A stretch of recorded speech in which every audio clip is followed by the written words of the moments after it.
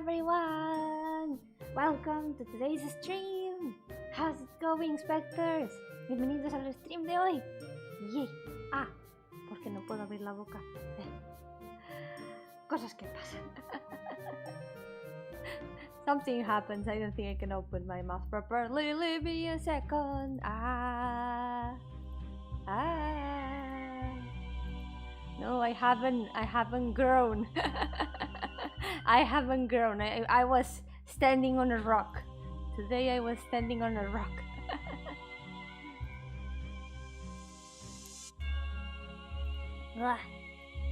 Scuff beginning. Yo-hooo once again. Yo-hooo de nuevo. Standing on Lina. I wasn't standing on Lina. I would never step on Lina. Poor Lina. What has she done? She has done nothing wrong. So, yeah, I'm feeling much better now. But one thing after the other. I'm so sorry. What's up? Come here. What's going on?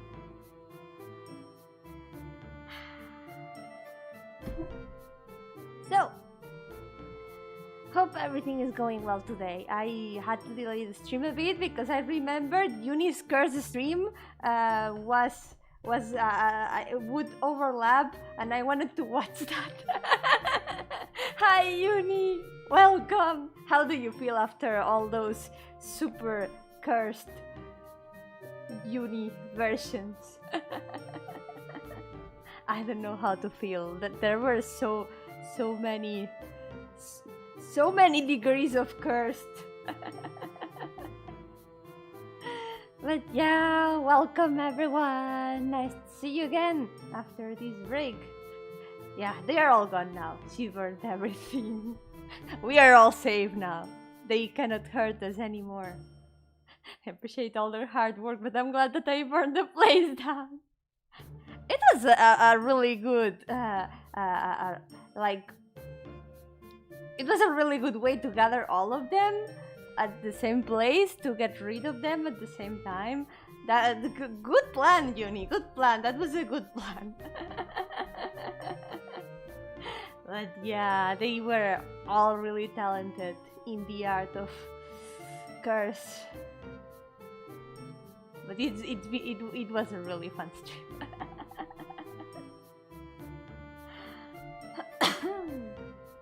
Did you wait until my curse drawing stream? Oh no.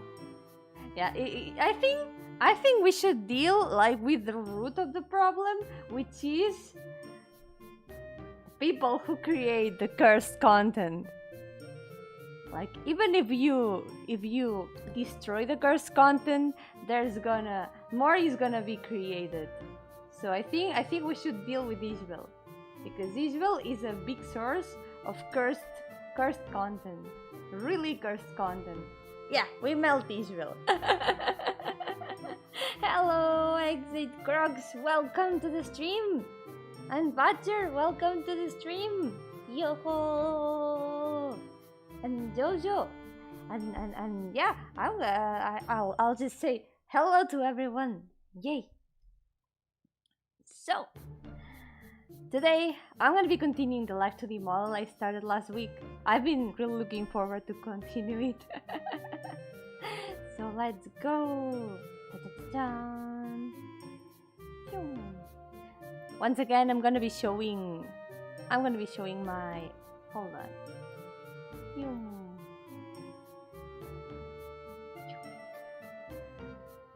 Better. I'm gonna be showing my my layers. I usually don't show my layers so they don't take up too much space in the drawing area, but since this is Live2D model, I want you to be able to see all these layers. Look at this. Each layer is a different part of the body. Hi Lamprey! Yo-hooo! How's it going? all the lampreys are looking at me. And now I get why there are 3 pairs of eyes. Your eyes and your lamprey's eyes.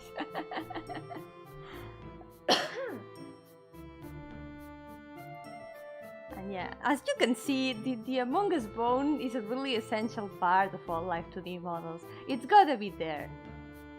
All of us VTubers, we have this Among Us bone. And VTubers who don't have the bone means they are imposters. So really important information to know. Really important information. So, last time I did most of the sketch. I did have a bit of the sketch already done from before, but I finished it and then I started doing all these layers with different lines. Well, all these lines in different layers. And I didn't get to finish them all because here's the complicated part. The skirt's gonna have multiple different layers, and I'm gonna be copying and pasting them to the other side, so it's much easier to deal with. So yeah, I'm gonna finish the skirt first, and then hopefully we're gonna be able to add some base colors today. Hell yeah! Hello, Miss Vander! Yo-hooo! How's it going? Welcome! Layers. Onions have layers. Ghosts have layers. Indeed, this is a stream with many layers. Hi Tetera! Yo-hooo! Welcome! Gonna be continuing the Live2D model once again. So, let us go. This part, I think it's mostly done. The thing is, here's where you can see all the skirt in its full glory. Like, it has a really elaborate border, so let's try to continue that. I think I should probably fix the front, since this, I don't think we're gonna be able to copy and paste this too much, but I'm gonna try anyways. This was halfway done, so let's go. At least once it's done, it will be one less problem to deal with. Even if later I'm gonna have to animate this. I really hope it's not gonna be too much of a problem. Lamprey, do you think it's gonna be too much of a problem to rig this? Do you think I can do it? Lamprey's a Live2D expert. She's really good at doing Live2D rigging.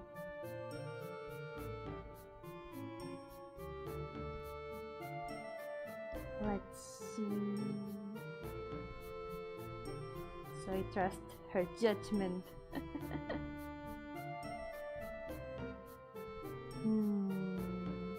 Actually, I'm gonna change this a little bit. I think this part might be a bit too. It might have a bit too much volume. As a rule, I say the more layers, the better.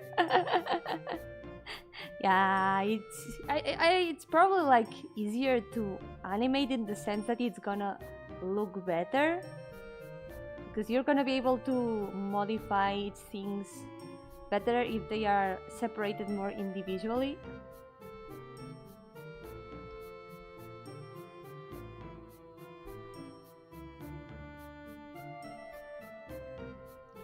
Maybe I should actually divide this in even more layers, but one thing I do is finish like the base amount of different layers, and then if I need even more layers, if I see that there's something I can still separate or divide into smaller parts, I wait until it's all drawn and finished, and then I just cut it from there. And it's kinda easier to draw it from the start. There are some things that are easier to divide when you are first drawing at the beginning, and some things that are easier to divide when the drawing is already done and finished. And I think it's the case of the skirt. Yeah, it also depends on how much you want to move. Yeah, that's also true.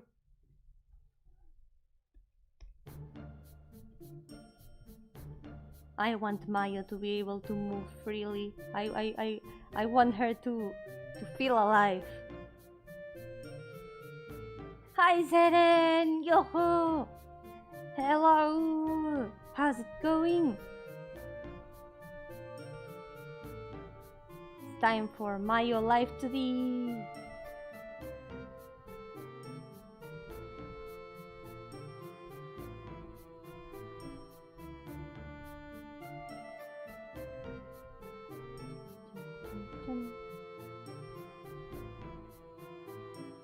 I'm good, sleep deprived, but doing great. Ah, you can do it. I hope you can have a good rest today.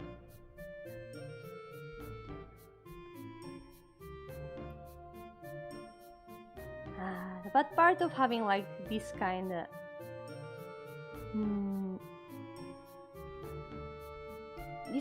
shapes in the skirt is that there's so many parts of the skirt that might overlap with each other.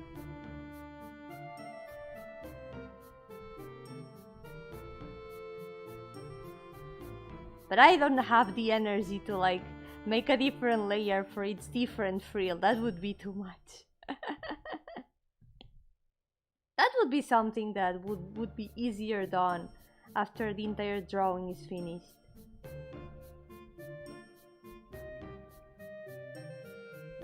Yeah, there's so many lines here. Send help.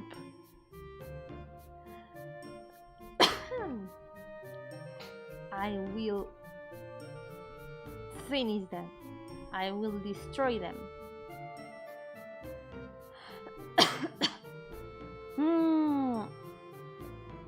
But the ones here are much bigger than the ones I'm drawing here. Why is this so complicated? Why is this so complicated? VTuber makes VTuber model. Well, this isn't a VTuber model actually. This isn't gonna be for a VTuber. This is just one of my OCs. I want to make a Live2D model. Since, like, you know, since I have the power to make Live2D models, might as well make one of my own characters. I'm not gonna make models of all my more than 400 characters, of course. That would be horrible. That would kill me again. That would definitely kill me again. What tutorial do you use for the rigging part? Well, I still haven't looked too much into like super complicated rigging. But I did use multiple tutorials that I found on YouTube mostly. I just look around and saw what kind of tutorials that could solve the problems I had. Like, I think first of all I searched for basics, because of course you need to know where to start, and I didn't know where to start. You need to have an idea of how things work. So I looked at multiple tutorials about deformers and rotations, and also about making the atlas, which is where you keep all the parts of the model. Yeah, I know Brian Tsui. Yup, Lamprey recommended me his tutorials. He's one of the people who I've been watching some tutorials of, and there are some others that I cannot remember the name sadly. But once this model is finished and all that, I'm gonna be looking around like more complex material in terms of tutorials, because you know, when I made myself move, I tried to do only like the basics, because you know, I was just starting and I didn't want to overcomplicate things. See, I didn't even want to rig eyes. So yeah. So when I get to the point of having to rig again, I'm gonna be diving into the sea of Live2D video tutorials. pixel, the skirt could end really cool just by applying physics. Yeah, I like the good thing about being super complex like this is that it's gonna look good just because it looks like this, and just being able to move it, it's already gonna look like pretty complete. So the physics are really gonna help.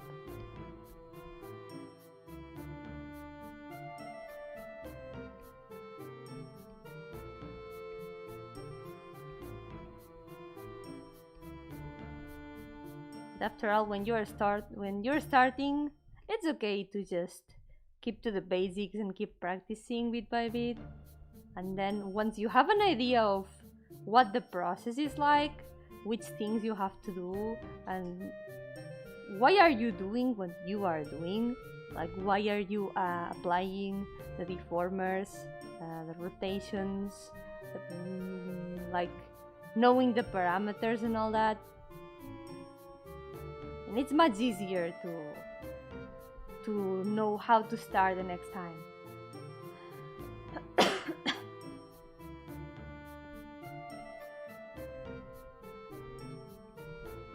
So let's see. I think I'm gonna leave this like that. Maybe expand this frill a little bit.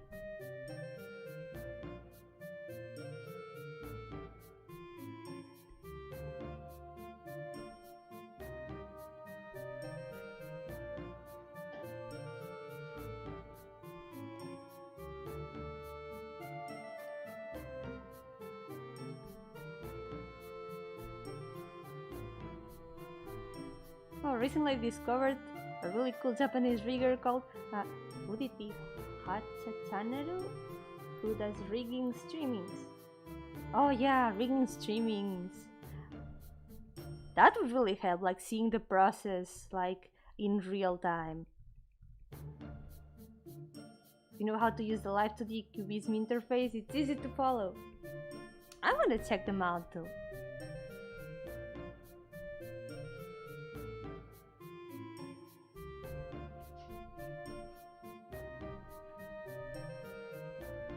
Thank you for the recommendation. I also know that there's a VTuber who also does a lot of rigging tutorials, but I cannot remember her name.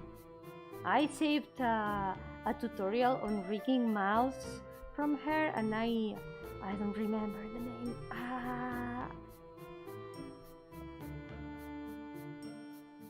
Okay, time to finally complicate the border. Hiromori, yep, I think it's her, yep.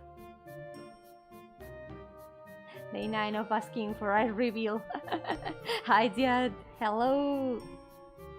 Welcome to the stream. No I reveal today either, I'm sorry. But yeah, I think it was Kiraomori, yep. Thank you, Kamo.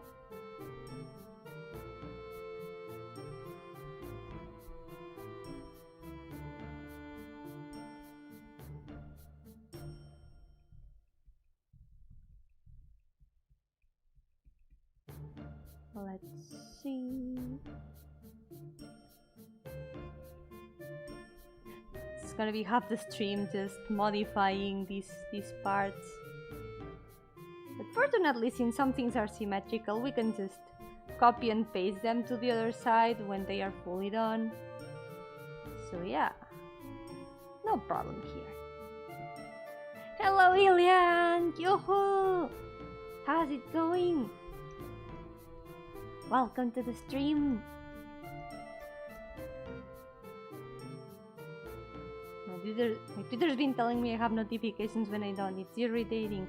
Sometimes it happens. It did happen to me like a long time ago. Sometimes it bugs like that and it's really annoying. Especially when you feel that need of just checking the notification right away and then you see it's nothing. It's so annoying. Ghost notifications. Yomi, what did you do? It's not my fault. It wasn't me. I think it wasn't me. I haven't been looking at Twitter much for the past days. I promise it wasn't me. There are many other ghost VTubers. It doesn't necessarily have to be me.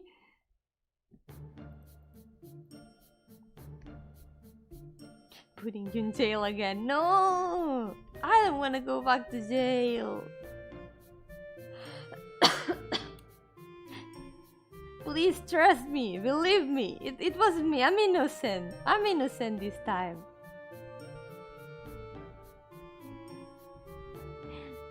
Yeah, I'm glad you're doing fine, Ilian. I'm doing fine too. I'm feeling so much better from my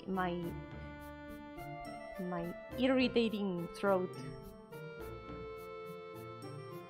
Yeah, my cough has gotten much better.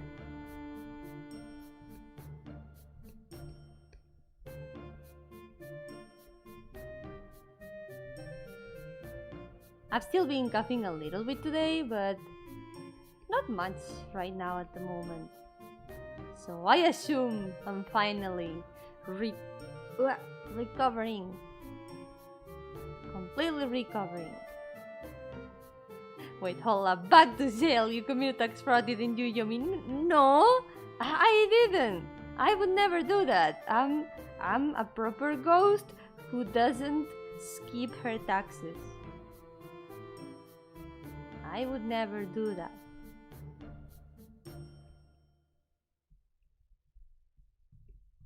I always abide the law.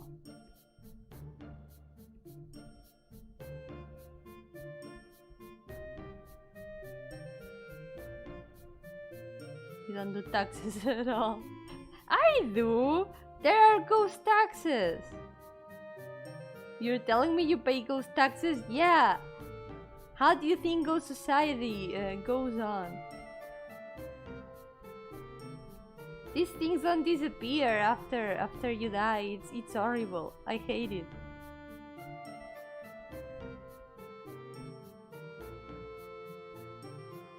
Why were you in jail before though? War crimes? I haven't done war crimes either. It was Isabel's fault. She put me in jail for no reason. I was blamed. I was inculpated for things I didn't do.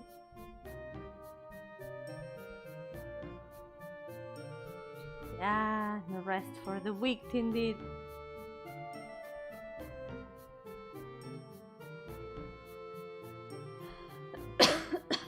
It's unfair. I shouldn't have to keep paying for rent and taxes.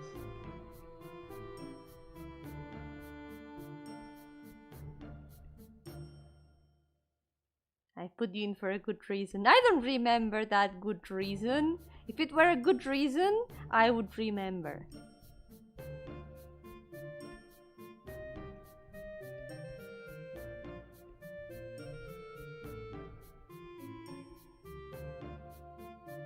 Yomi got put in jail for nugget theft. She put you in jail so you wouldn't have to pay taxes. That's kind of a loophole. If I'm in jail and I don't pay taxes, does that count as tax evasion? If you go to jail on purpose to not pay taxes?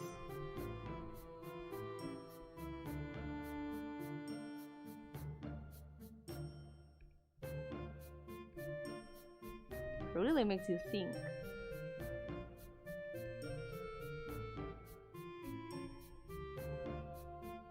Are you evading taxes by being in jail? It's a good question. You forgot because of the pretty lady jailers I sent to you. Maybe I forgot. Maybe I just, you know, kept with the positive part of being in jail. I guess. I didn't deserve jail.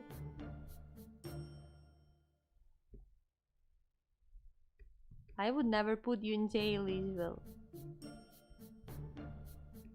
And yet you did. And you just ignore rent and taxes by going invisible. Oh, but the ghost tax collectors, they know. They know. They are also ghosts, you know. They have to keep doing their job.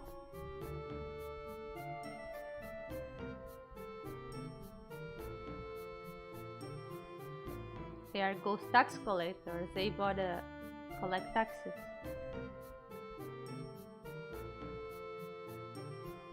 See, I can stay for long, still don't feel very well. Ah, it's okay, I see. Don't worry. If you need to go rest, then go rest as much as you need. I hope you can feel better soon.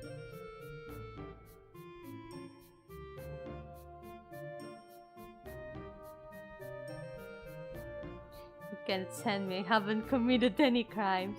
But I wouldn't send you anyways. Well, if you had committed crimes, I would. I would send you to jail.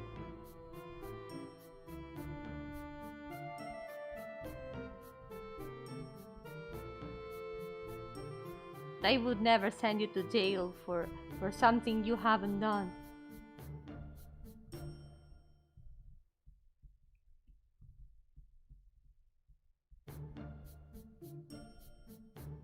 Snitches get stitches. Tetera, what are you trying to imply?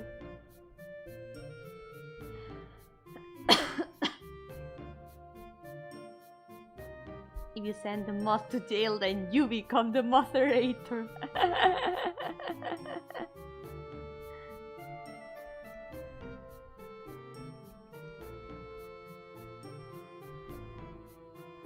Isabel, I would trust you. You wouldn't commit any crimes. That's why I wouldn't send you to jail. Oh, haven't been getting any good sleep for the past week. Those dogs keep barking constantly. Then it's much harder to deal with.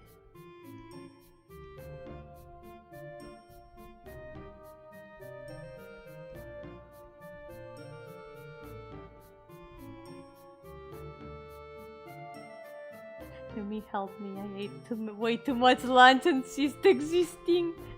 Lina, no! How did that happen? How did you cease to exist from excess of food? Did you collapse into yourself?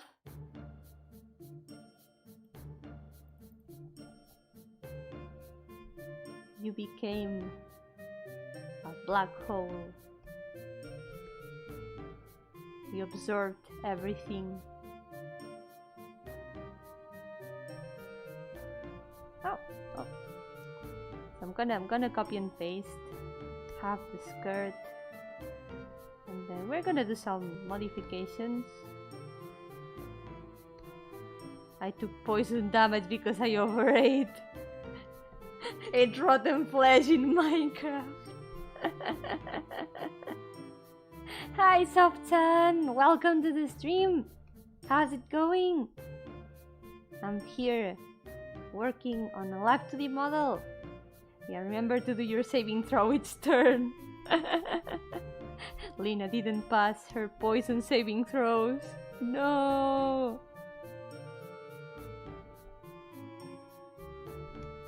I'm doing great.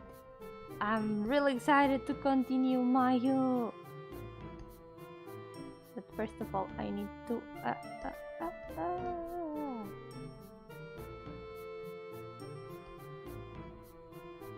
Let's go.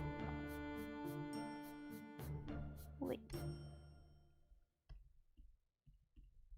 I need to make sure I'm not erasing what I shouldn't.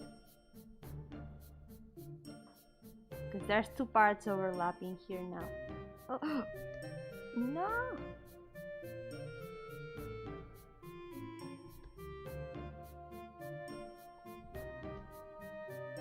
Why is this so hard?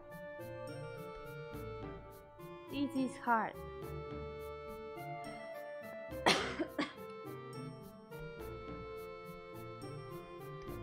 Yomi, you feeling better from the sickness? Yes, I'm feeling much better. I still have some occasional coughing, but nothing too bad. It's not as bad as the previous days. There we go. Okay. I think this works. Now the skirt over here is all finished.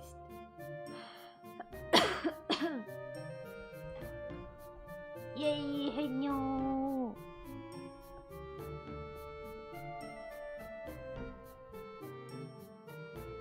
Okay, now so this doesn't look way too symmetrical because I think it's fine if it looks like fully symmetrical here on the sides, like all the part over here of the skirt.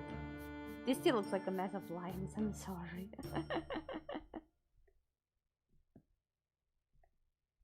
But since this part is here at the front, I'm gonna be modifying it a bit more so it looks a bit more natural. It's okay as if we take a good break and I hope things can get better. And don't feel bad about it. Don't feel bad about it. You can do it. Take care of yourself, please.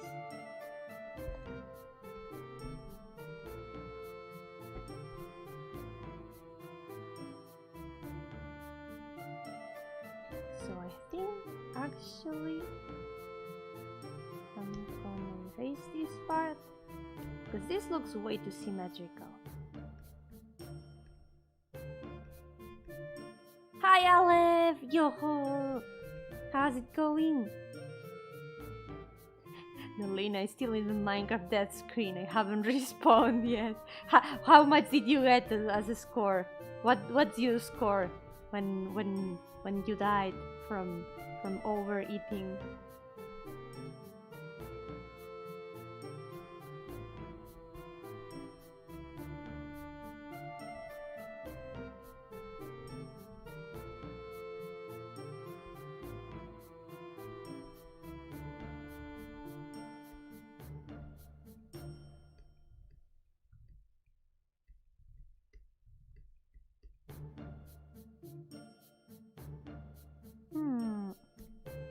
Actually, I think I could move this a bit further up.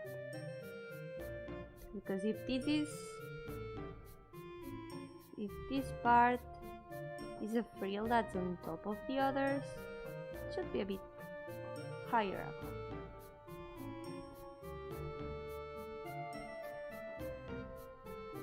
It also helps make the volume look a bit better, I think.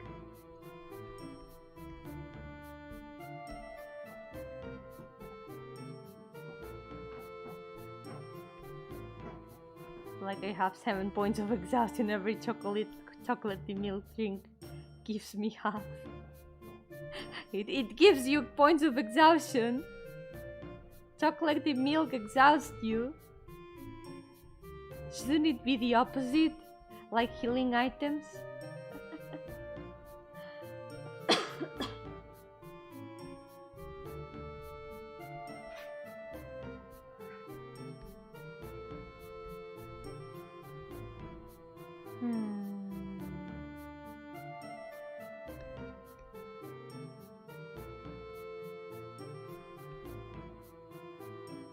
Gonna move this a little bit.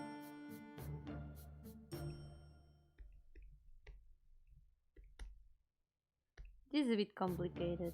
I'm not sure how to go with this. How did I draw it here?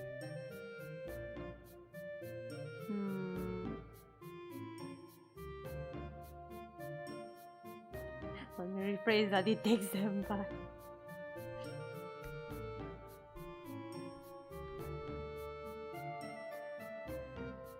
Chocolate milk hurts moss. Taking notes.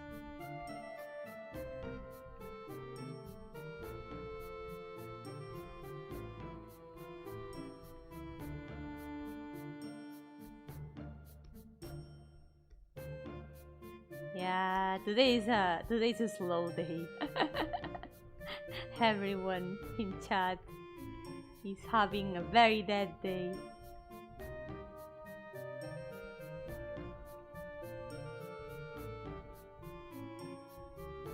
It's okay, I'm a ghost. I have dead days every day.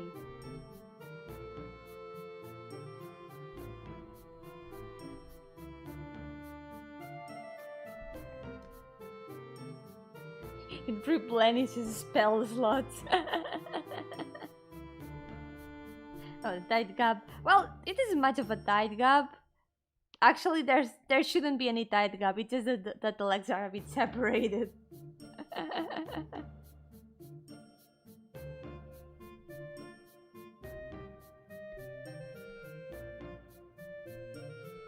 Ah! This is driving me insane.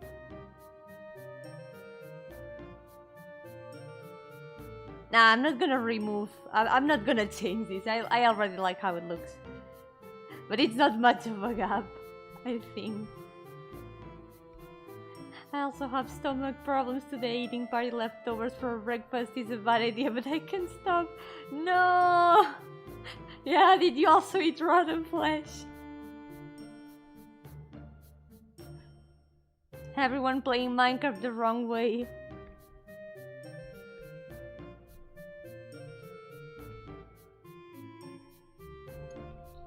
I'm gonna have to make some pumpkin cakes. They are easy to make in Minecraft, and they will help you all not eat rotten flesh.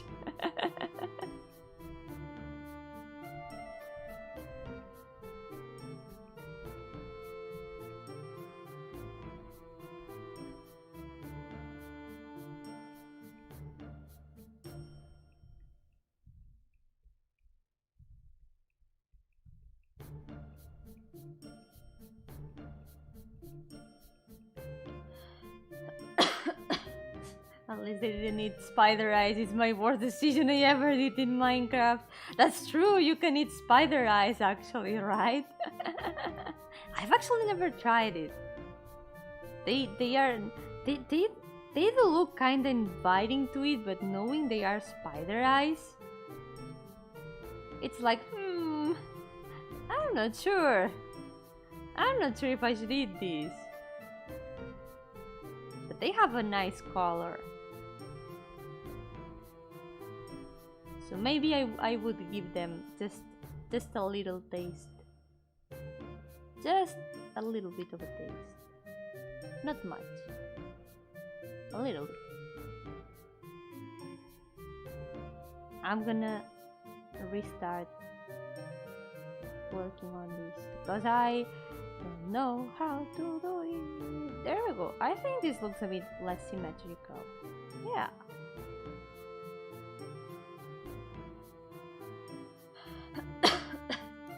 I drank coffee on an empty stomach, which probably has about the same effect. No. That sounds like it might make your stomach burn. Let's go!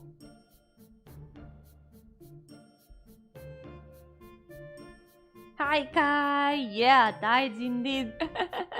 I'm having trouble with the border of the skirt. This is very complicated. I want it to look natural, but at the same time, it's so many frills. So kind of the best way of making them look a bit natural is trying to avoid too much symmetry on the front. I think this is gonna work. This got me thinking, what does Yomi eat in the ghost world? I eat chicken nuggets. Yes.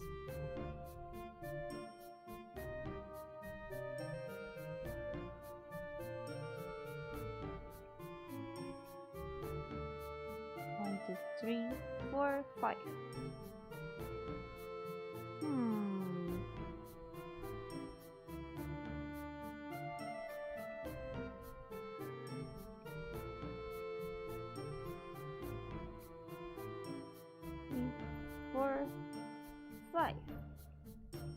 Should it be like this? Wait, that means there are ghost chicken? Of course! Of course there are ghost chicken! I mean, if there's ghost humans, there's also ghosts everything else.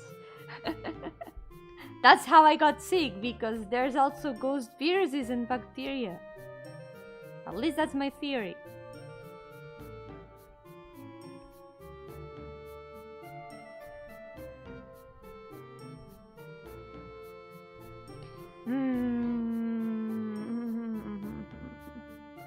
You know what? I'm gonna ignore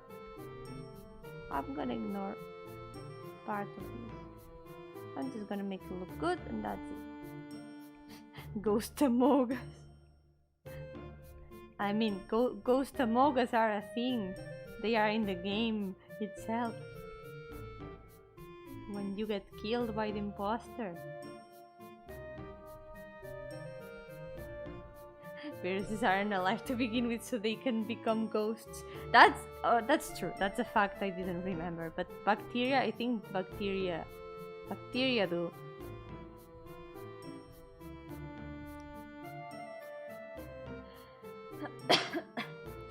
Maybe they already are ghost dust. There should be more investigations on how ghost sickness works.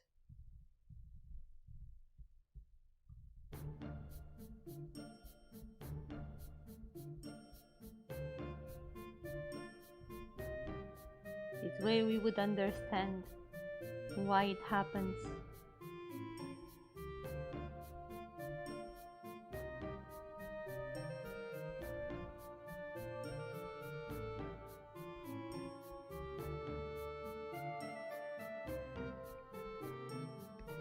Should just see you and get this over with. No thank you, don't eat me. Stop that. Eat chicken nuggets instead. Not me.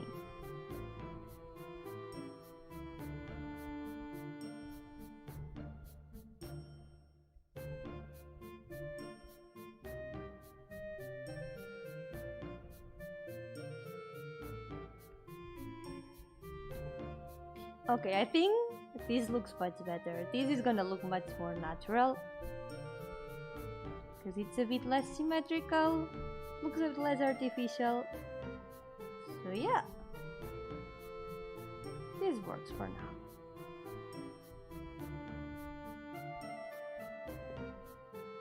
So all that's left is to add all the rest of the border on the other parts.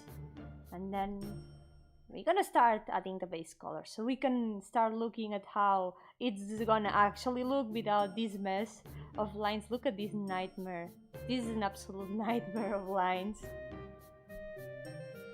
Have you ever drawn a chibi character, Yomi? Yeah, I draw chibis every Monday. Every Monday I do my OC drawing challenge where I draw my more than 400 OCs. And I try to draw them as chibis. I guess they aren't as chibi as some styles can be. I guess they have like chibi-like proportions kinda. But yeah, I'm gonna be continuing them tomorrow, of course.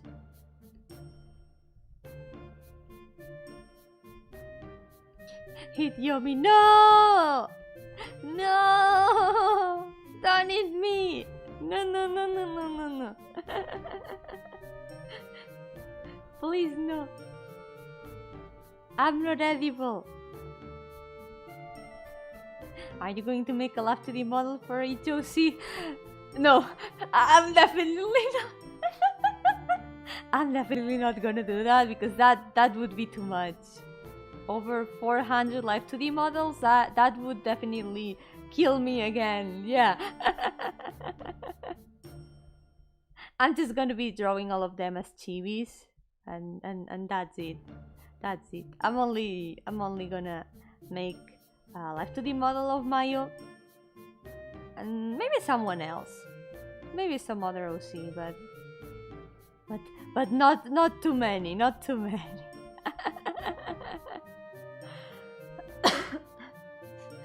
so many years of rigging into the heat death of the universe.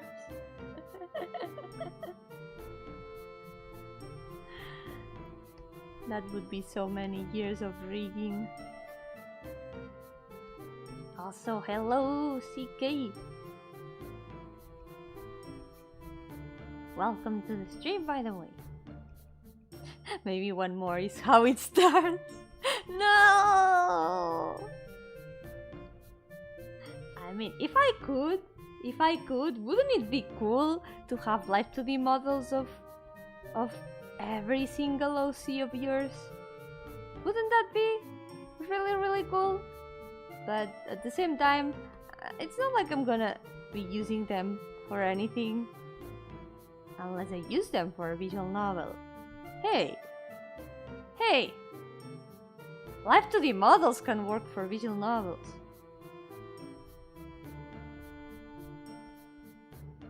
That is true. Maybe if I do like a high-cost visual novel at some point, I could try to you know, apply Live2D. But for the visual novels I want to write so far, it's probably not too necessary. It's already gonna be so much work just drawing all the expressions and drawing all the characters themselves. I was actually really surprised when I started playing Alchemy Stars.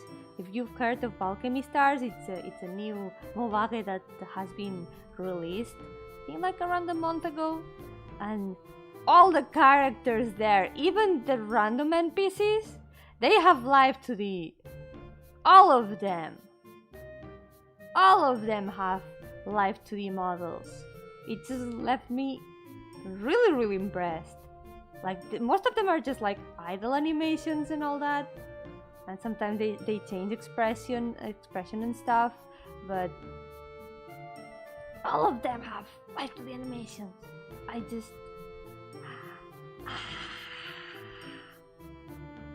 just look at them and I'm like, Jesus, this is impressive. You could do short skits with you and Mayo. I could try to do that. That could be fun. Me talking with my OC. It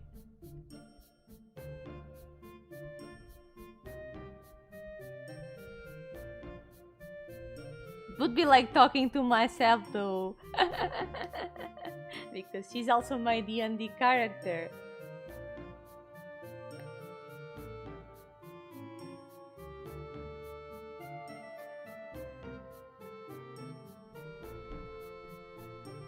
What could I talk about with Mayo?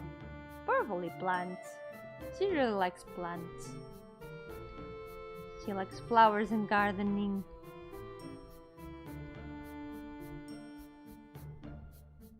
She's a perfumist and she grew up in a flower shop actually. Her parents are florists. Talking to yourself is the first madness symptom. I mean, I also talk to myself all the time. Sometimes I'm like, Yomi, why are you like this? Why are you doing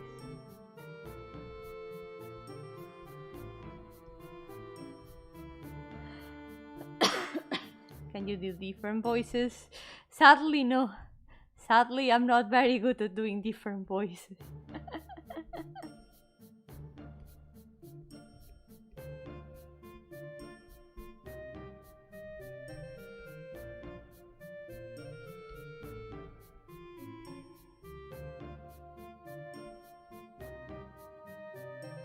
I'm a good conversationalist. I like talking to myself.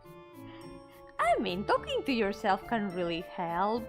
For example, if you're having trouble with some, I don't know, coding problem,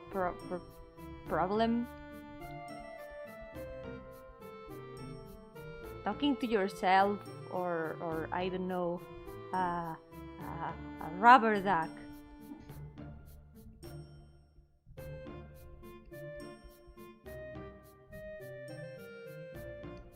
really helps figure out some problems you might have with coding and stuff.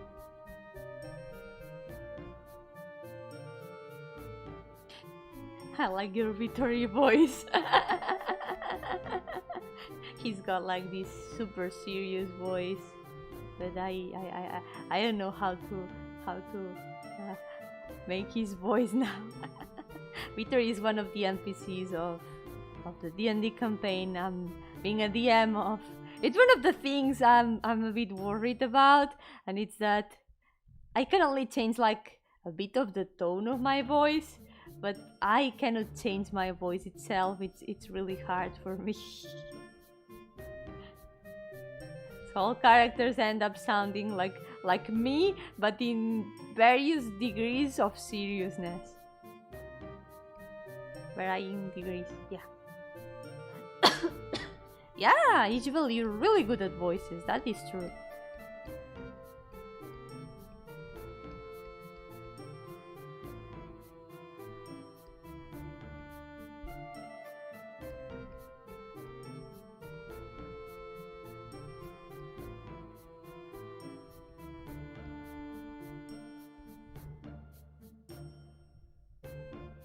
Doing inflection is good enough for D&D. Yeah, as long as you know who's talking and the acting is like kinda in character. That's what's most important.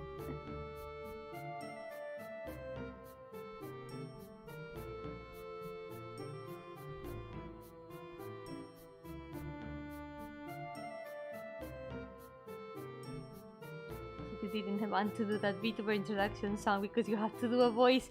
Yes. That was one of the reasons.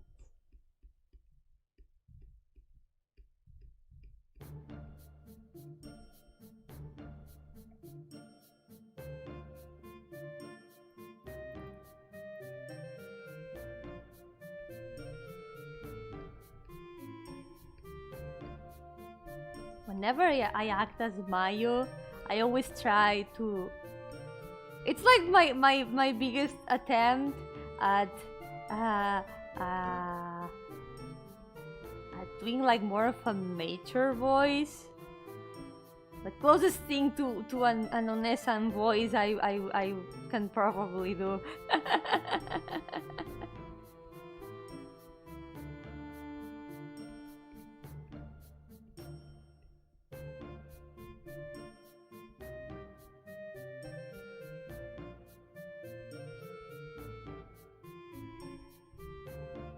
But she still sounds like me. Oh, your Maya voice does sound different. Does it? They sound different as Ellie, try to, but like, I think you sound like very similar to how you usually talk, but you are already very Ellie-like.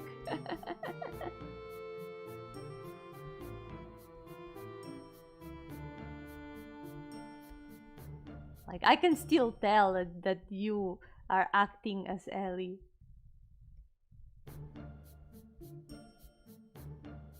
You could just skip that part, but then what's the point? It wouldn't be the full song. Or you could do a mime impression. That would be I could do like a Lappy impression.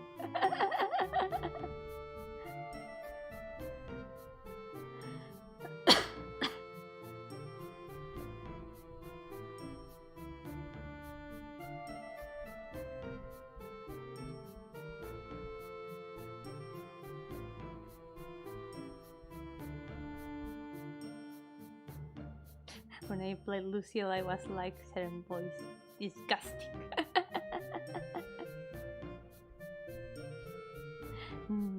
I guess part of the reason I don't dare like do different voices is like probably embarrassment. I don't know how I'm gonna sound. I've already had enough with my own voice, which I have come to like with time. But doing different voices, how would that even turn out?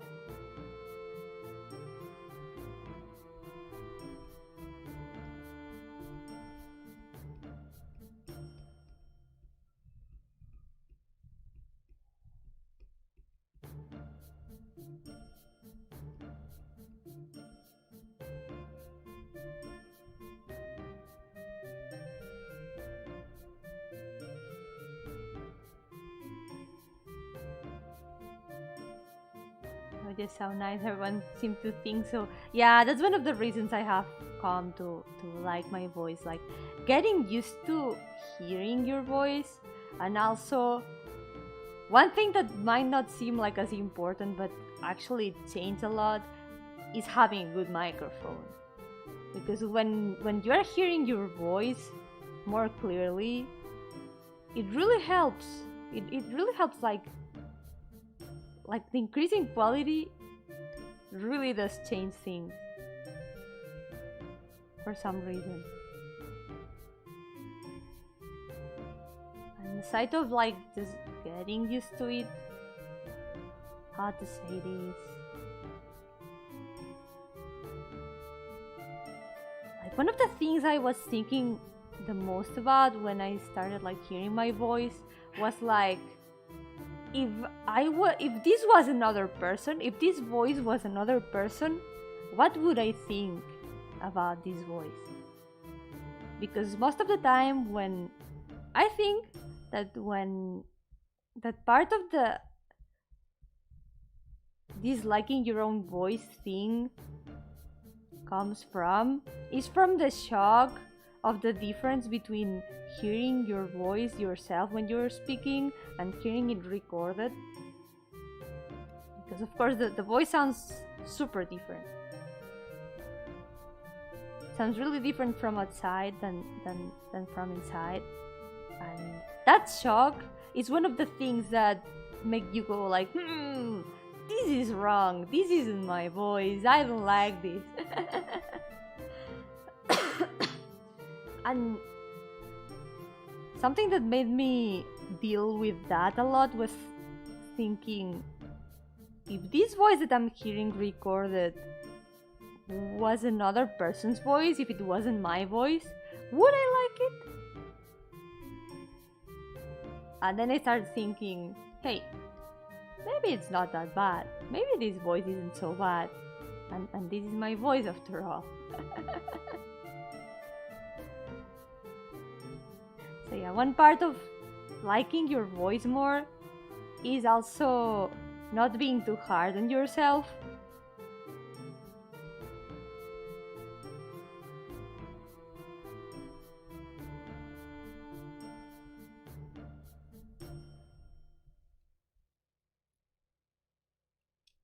Because the part of, disliking oneself can also affect this kind of thing.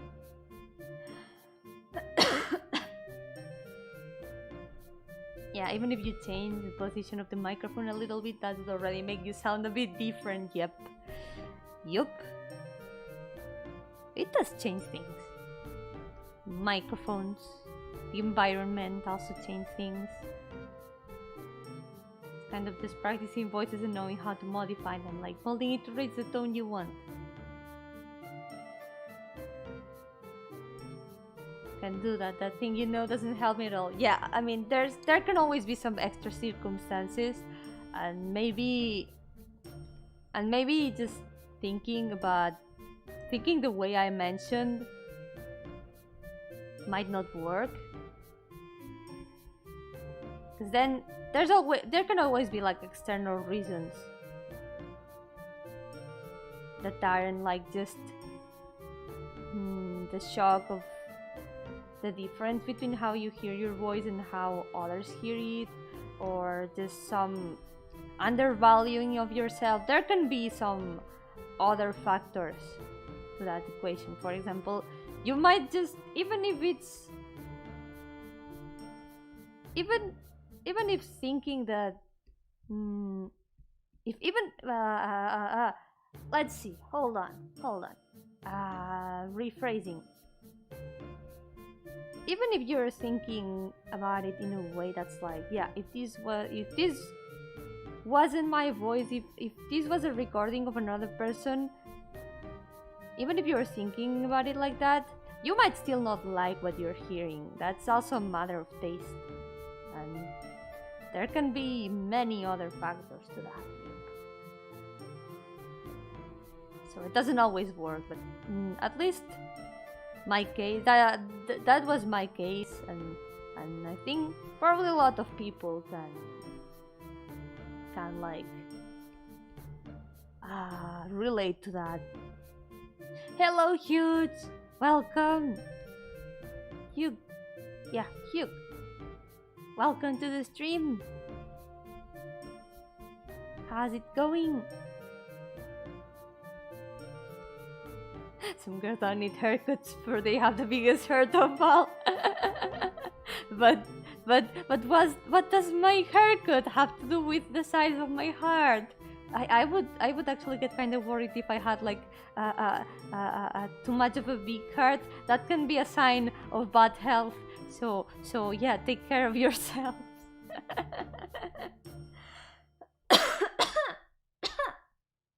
What?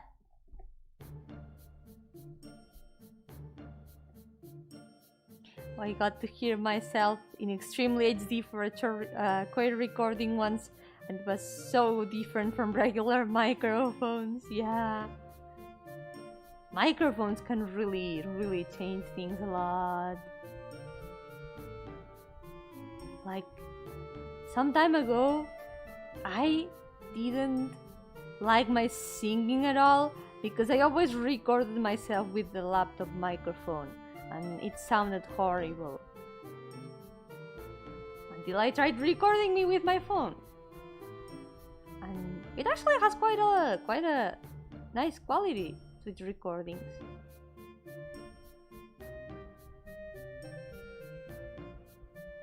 He means we don't need the night reveal when we can feel you.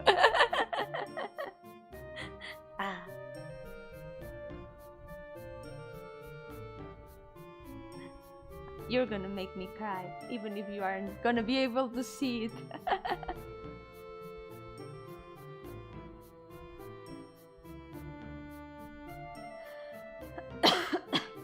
Peeled Yomi doesn't have hair.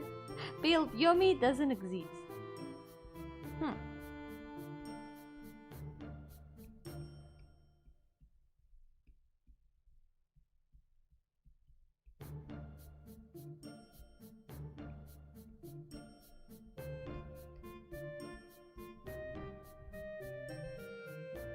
That is not important, only the soul. That's nice because I am me entirely. I am the soul because I am a ghost. So I'm glad to hear that. So it works as a tear shield. Yes, you'll never know when I'm crying.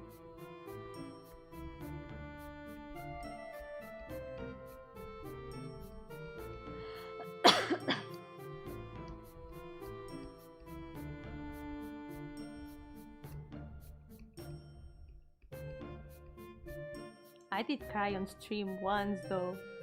I was playing a really emotional game, and one of the endings just really hit me.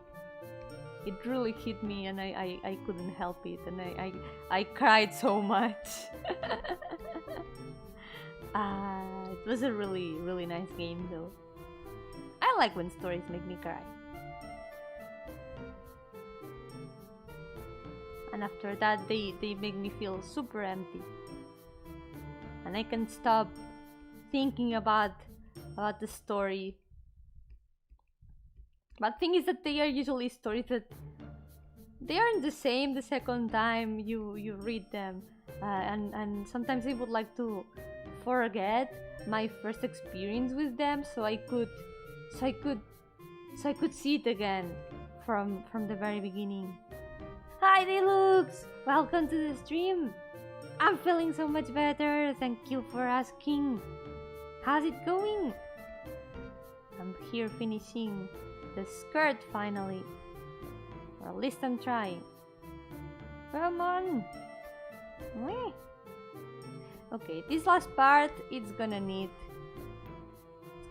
to be complete.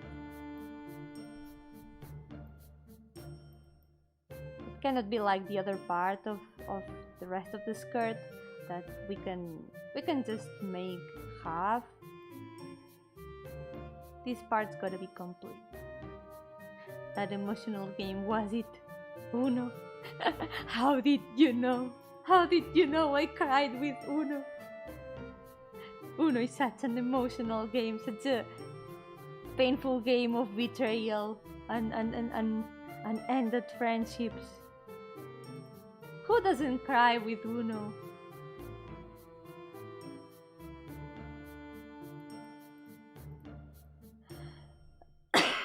No, it wasn't actually Uno. It was called Grimm's Hollow.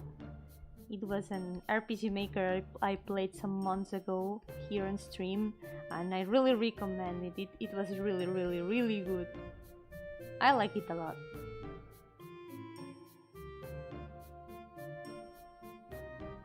What is a neck hiding? Weapons of mass destruction or neck covering has unspeakable potential once released.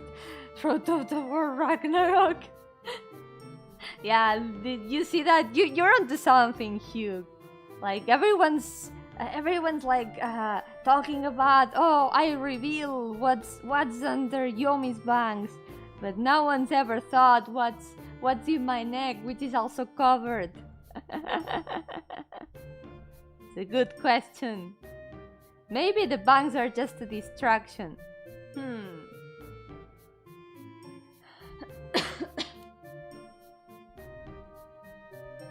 Bangs are a red herring.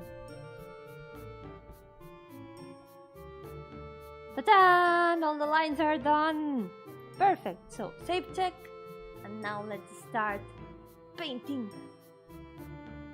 This is where the layers are gonna increase a lot, because we're gonna do the base colors first, and after that there's gonna be even more layers for the rest of the coloring, so let's go.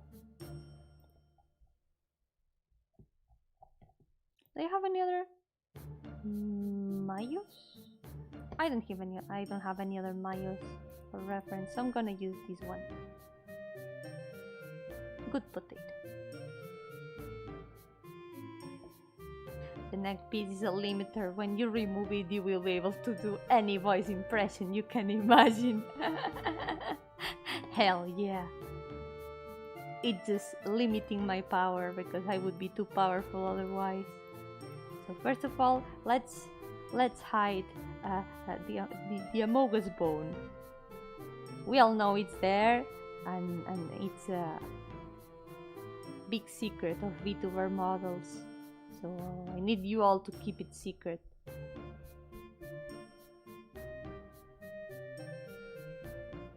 Now you all know the truth. Goodbye, amogus bone. Amogus.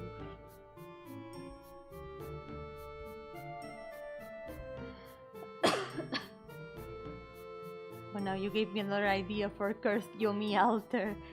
What do you mean, cursed Yomi altar? Please no more. Oh yeah, I'm gonna actually also make more folders. This is gonna be the second face folder. Wait. I'm gonna call this face elements, so we can differentiate. Otherwise, two folders named face, that might be a bit confusing. There's no paint bucket or fill tool. Unfortunately, not that we can use here. I would normally use the wand, but there's a problem here, and it's that it's an open line. Yeah, and if you want the clean finish, it's better to use brushes. Usually what I do is do the selection, use the paint bucket, and then just fix the borders so it looks a bit clean. But there's a problem here, and it's that all of these are open parts, so we cannot use selections or buckets.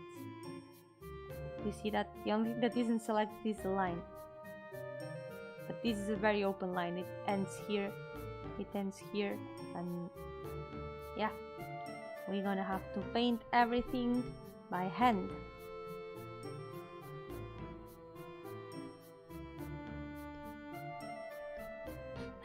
What about the ears that are lurking beneath such luscious locks, like a hair of brilliant green? So poetic. But you can see my ears. Look at that. You can see them. They aren't hidden at all. They're just behind my side hair. Can you see them?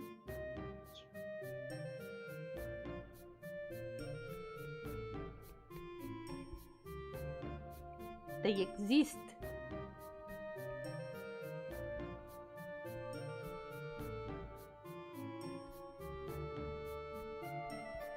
Oh no, this is gonna be bald Mayo. It's gonna look like bald Mayo until I paint the hair. I'm gonna paint the hair right away.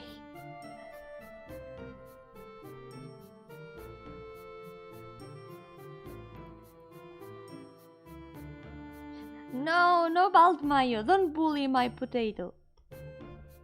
Don't.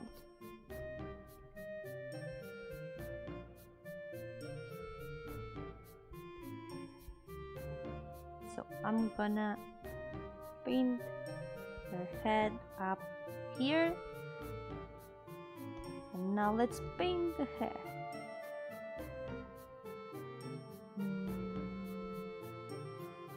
I think we might need some other colors. Let's see. I'm gonna get her chibi. Here's a chibi Mayo. Since she's got flat colors, I can get more accurate colors.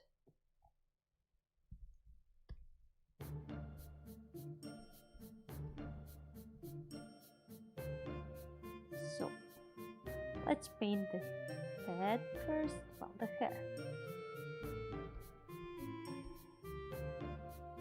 Gonna go with the bangs first, so we can stop looking at bald Mayo. Bangs left.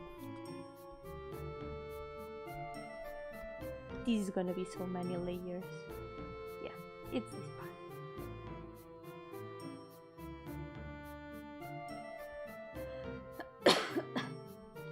Coward, I just don't want you to bully my potato. She doesn't deserve that.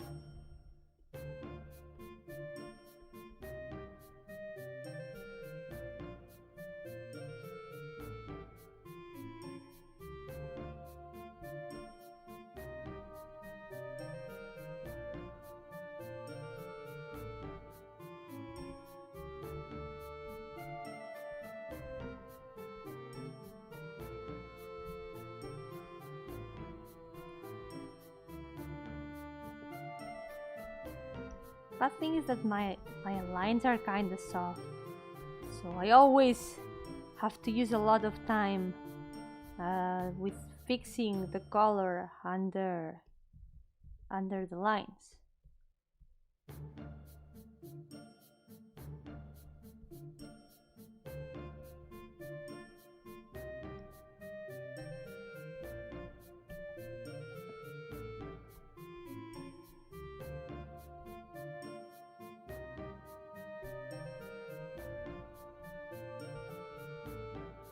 There we go. And now middle bangs.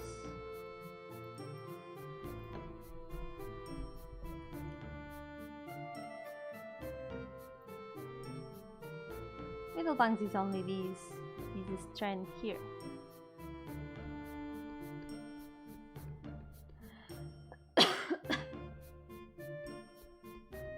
And since the colors are starting to overlap a bit, I'm gonna hide this one a little bit for a moment so I can know where to paint.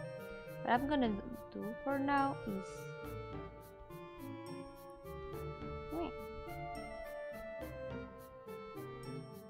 paint the inner outline like this.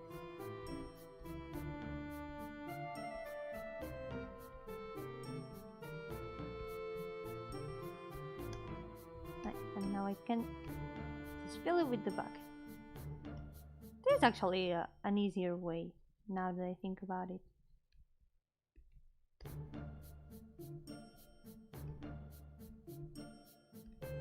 Done.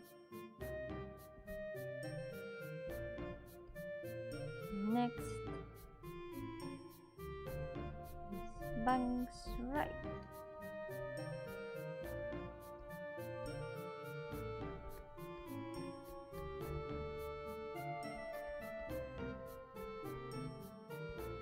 Oh yeah, I just remembered I mentioned the other day that I had been working on a certain present for the members of Azure One, the indie campaign that Mayo is in, a campaign that I have been playing with some friends. And I finished it the other day. I still have to post it somewhere, but I can show you how it's going finally. Well, how it turned out, because it's already finished. Because at the beginning of this month, on July 1st, the campaign reached 3 years old.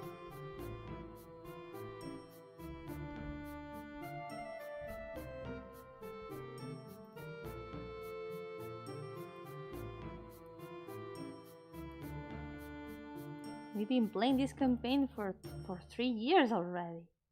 So I thought there was a drawing I had been wanting to draw for a very long time, and I was finally able to do it. I thought it would be a good idea. Oh wait, hold on. Actually, side hair right should be on top of the others, because this part here is actually behind her ear. Her bangs are really weird. They are really weird. So I can show, well, like I was saying, I can show you the present I did for the friends of Azure One. So there's something that all fandoms need, and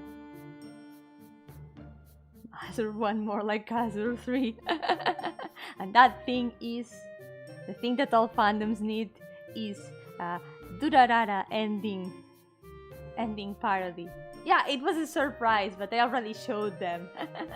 I showed them when I finished it, so they have all already seen it. So I can show you now. I can finally show you the drawing I made. So yeah, I made the Durarara ending parody. Ta-da! I would sing the song, but I cannot remember all the lyrics.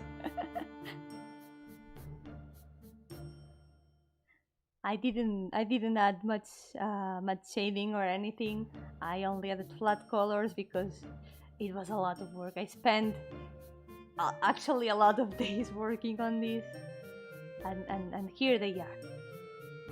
I had to compact some of the poses because they are all really long for some reason, but it's so cool. I really like this ending, and it's really nice seeing parodies of it. Here they are. Look at Mayo. There's Mayo and Megan, best girls. I love them so much. There they are. Bye Hugh.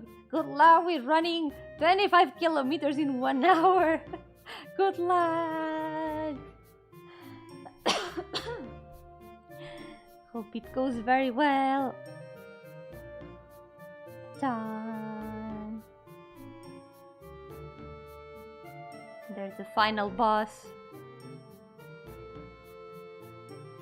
And this really important lady that we met not too long ago. There we go.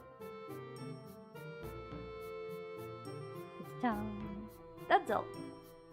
That's the present I gave them for the 3rd birthday of Azure One. And I drew everyone with their current clothes too. A lot of party members got new clothes recently, and I like them a lot. Dun.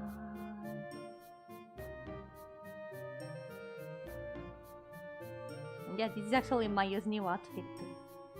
She's got a new hairstyle.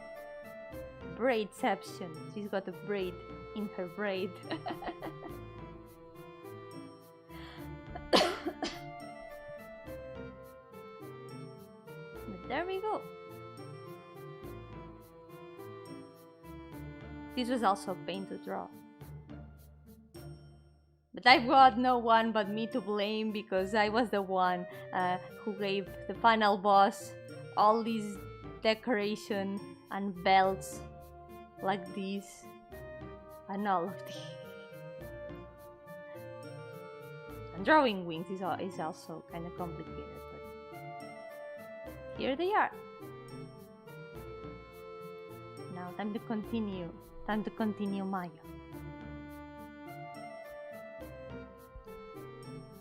Another good thing about the side hair over here is that side hair, right? I can also copy and paste it.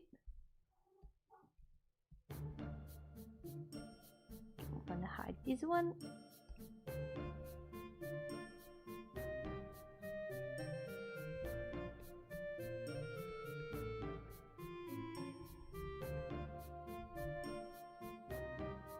Wait. Have I been painting on the same layer? Oh no. Ah. Okay. The color was overlapping the lines, and that's not good.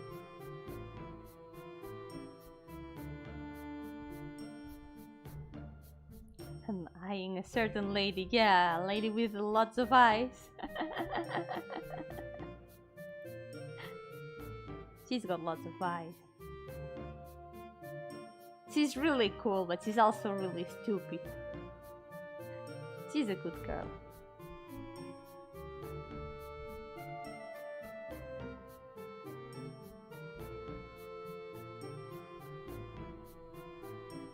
Or are you eyeing the last one with the dragon armor? She's also really cool.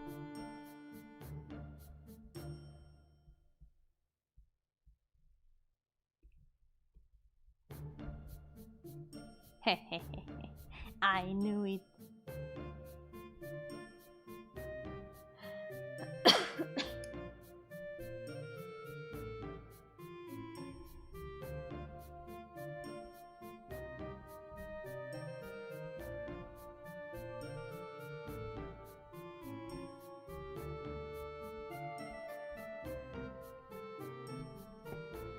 Now that I remember that this side hair is actually a bit different from this one, I'm actually gonna modify it a bit.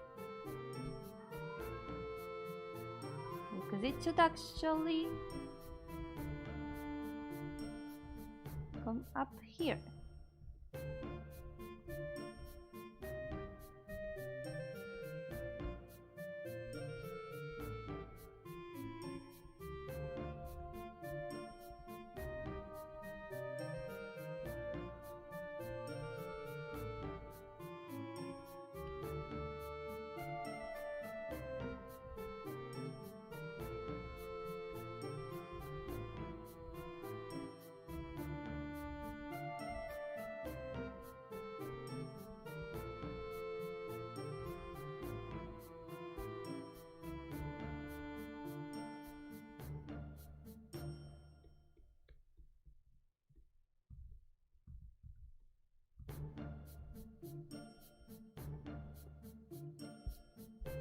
I'm still gonna copy and paste it so I can reuse it easily. Oh wait, not all the base colors are done.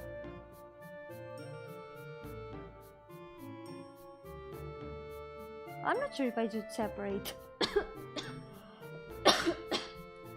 this clip here from the rest of the hair, or if I should keep them together. It's not too hard to separate them, but I'm just not sure.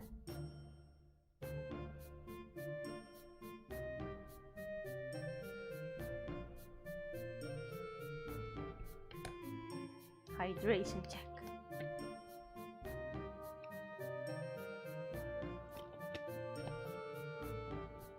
Have you tried closing the open areas with lines with the same color you're filling with? That wouldn't quite work because I want to keep the line art separated from the base color. So it would be kind of a problem. I would have part of the line art layer with the base color, and that would be kind of a problem when painting, because there would always be this line unless I went like erasing all of them when it came to the moment to paint. I think it would cause more trouble than help. Yup.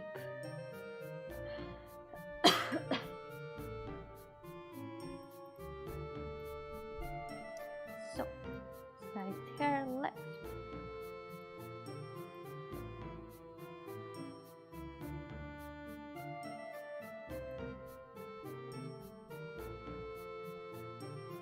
Yeah, there's a problem. There's always a problem with the edges, and it's that the selection usually only reaches up here. There's sometimes extra pixels on the tips that get excluded from the selection, and it's kind of a pain to deal with. So it's better to just paint them from the very beginning. Side hair left.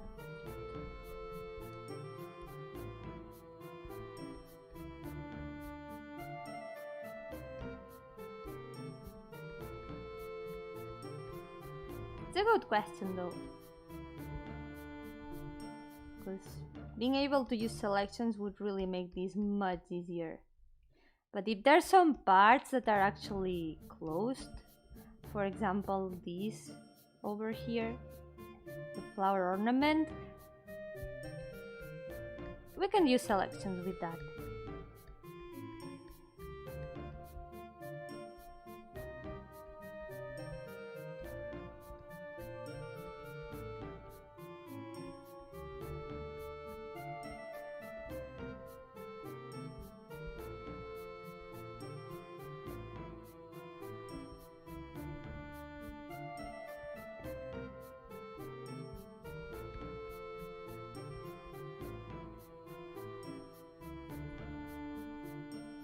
As for this, I need to know how much the left banks cover. So, since I know that all of this is covered, I can just erase all of this. It's not gonna be necessary. And just leave the side hair like this.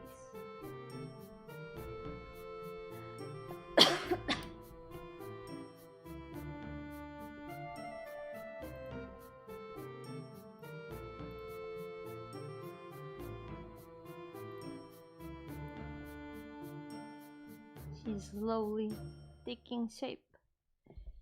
After this, I'm gonna hide everything.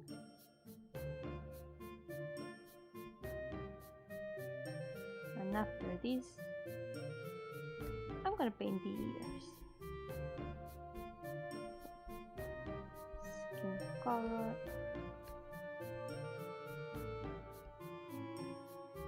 Oh no! Wrong button. Accidentally deleted the layer.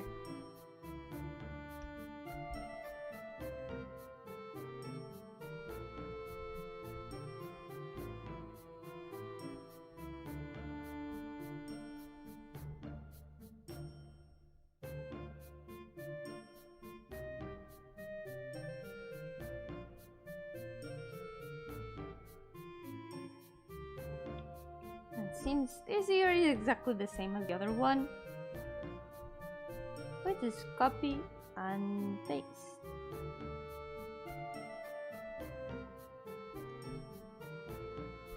Easy.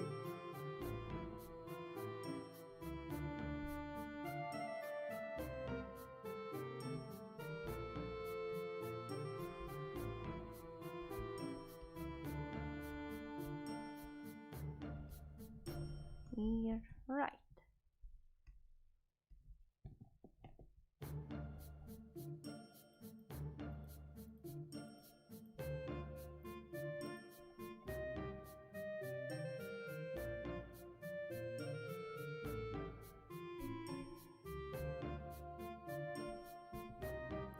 So I think we can actually paint face elements first. Gonna show you the incredible amount of layers that eyes need to have, and this is only gonna be for one eye. I'm gonna have to copy paste it later when it's all done so we can have the other eye, but buckle up. So of course we've got the iris, which is, since it's a closed layer, it's closed lines, I'm just gonna use a selection for this. Iris.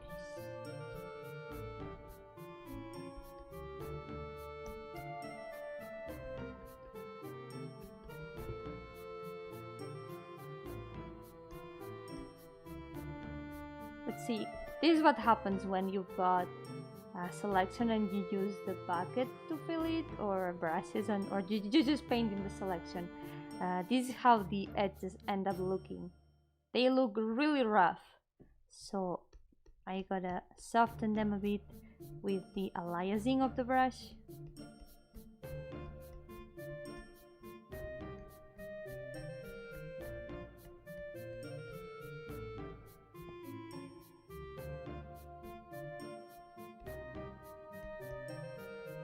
And you've got to have the full iris.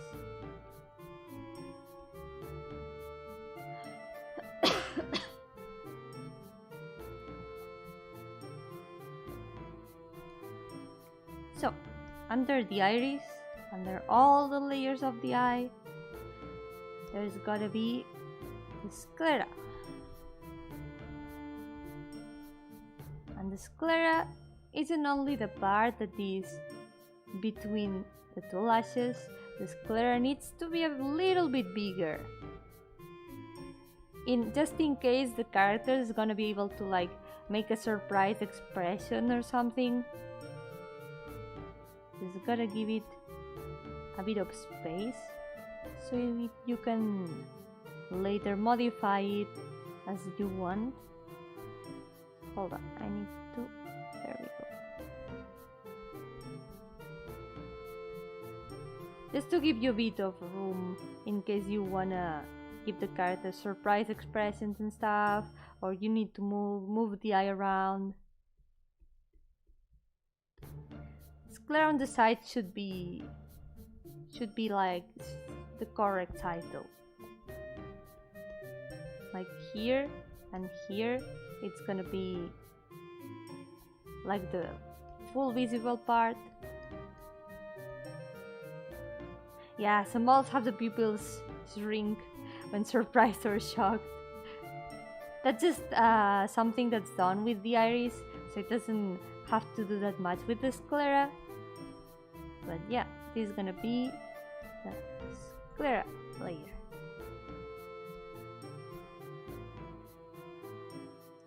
And after that, these only two of the layers that we're gonna have in the final version of the eye. So the other ones we need the eyelashes. Well, more than eyelashes, it's also the eyelids. The lower lash and the upper lash, they also need to have the eyelids that are gonna limit the eye. This way, when the eye closes and opens, the eyelids will also be moving. And for this, we're gonna need to hide this a little bit.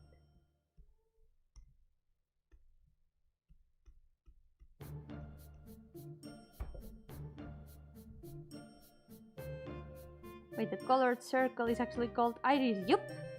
The pupil is just like the black dot in the middle of the iris. Yup!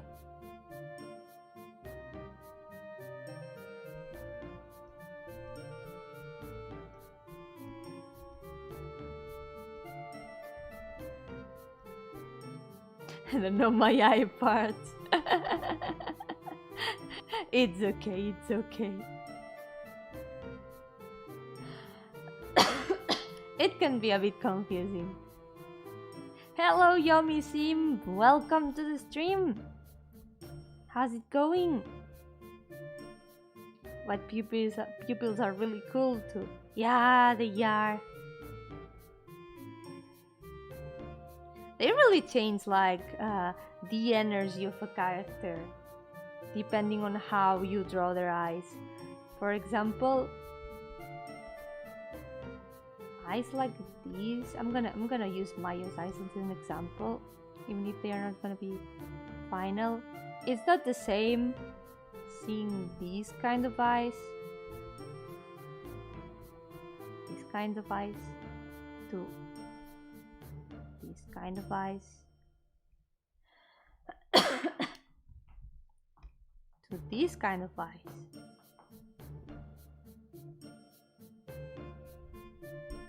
Or even something like this.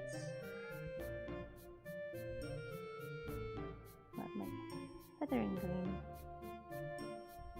Like those eyes that have like rings and stuff.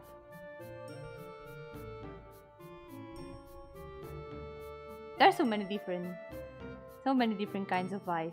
And Mayo's eyes specifically, they actually don't have pupils. I always draw her without pupils. They just have like a gradient and lights, and that's it. So, gonna make a layer for the eyelash. Actually, I'm gonna call it eyelid lower.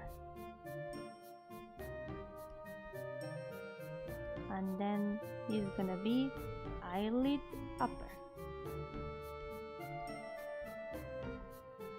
And here we're gonna paint the upper eyelid. And I'm gonna give it a bit more space on top, like this. So we can control the shading around the eye a little bit in this layer. Because this part's gonna have shading that's gonna be moving around, so it's better if it's not in the face base. It's better to give you as much space as you can. And also, since the eye is gonna be opening and closing, this part's gonna have to make sure, you're gonna have to modify this part here to make sure that the iris and the sclera underneath don't show up like here on top of the eye when it closes. So yeah, does that mean she's dead inside? No. No. Actually, I did draw her with pupils here, but this was my attempt at drawing her in Gramblue style. So it's kind of different. So we've got the upper eyelid, and there's another thing that some people add to eyelids. I'm not sure if I'm gonna give this to Mayo, but some people actually have side eyelids, like this little part over here. I think I'm gonna add this as part of the lower eyelid, because Mayo's eyes, fortunately, are kind of droopy. They are kind of like very tareme eyes. So I can easily join these two layers together without much trouble. But for example, when it comes to eyes that are more like this, for example, let me draw a quick example. If you're drawing eyes that are like more like this and they have this side eyelid here, if you're drawing eyes that are more like this eyelid has to be a layer, this one also has to be a layer, and this one also has to be a separate layer.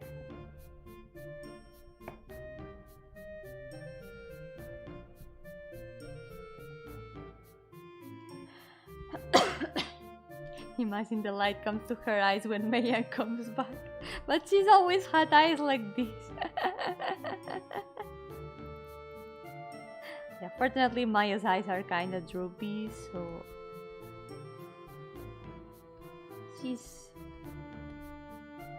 Her lower eyelid is not too hard to define.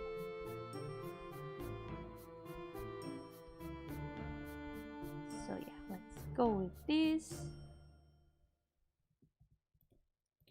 There's also the eyebrows, and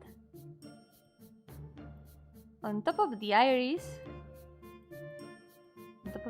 layer, we also need the highlights. The eye highlights. For my eye, it's just gonna be this little spot. Some people like to keep them in the same layer as the iris itself, but it's also recommended to keep them separate in case you wanna make the lights move. So yeah. And of course, when we copy and paste this eye to the other side, we're gonna have to move the lights to the other side, so they are all in the same direction. So this is gonna be highlights.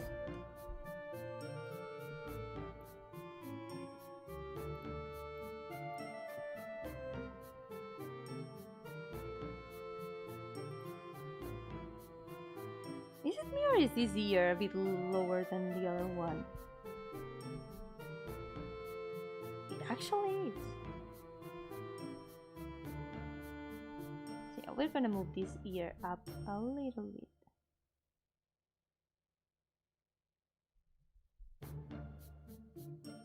So now we gotta make sure. Oh, now this one is a bit further up.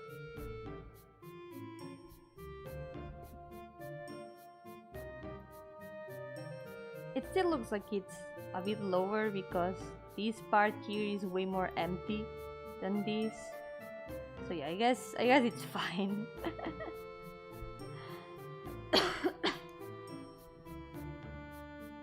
What I could do actually is take side hair right. I'm gonna hide all these layers because they are kinda on the way.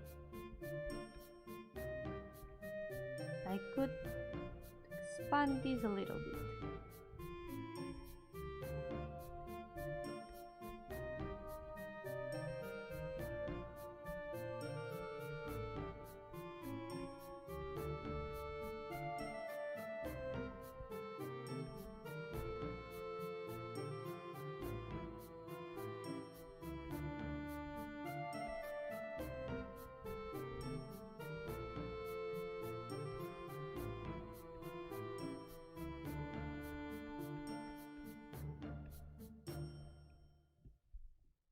Let's go. Now let's also paint the different parts of the bow one by one. So not you. Base color. Bow part 3.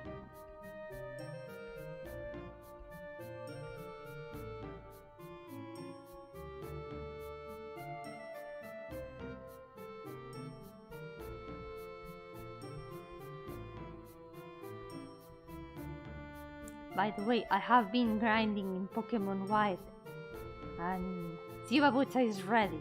It's ready to evolve. And I've still got to train Tylenol one more level. But this Tuesday, we're gonna be ready to avenge Tater. I hope Tater will be watching from heaven.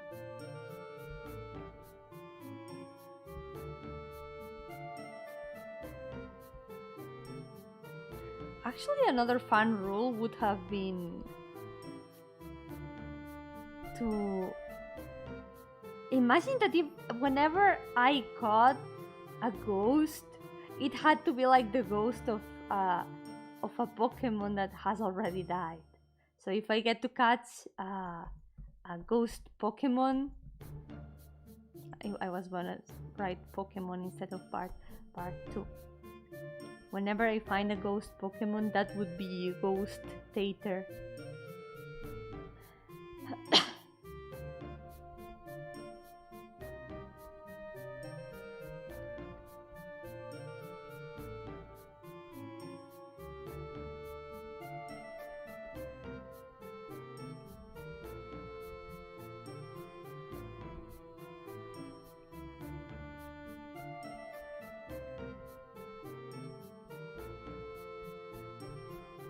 maybe a rule that would be like, I can only catch as many ghost Pokemon as dead Pokemon from the party. That would kind of be limiting the ghosts, wouldn't it? I wanted a rule that gave some sort of advantage to ghost Pokemon. Oh, part 1.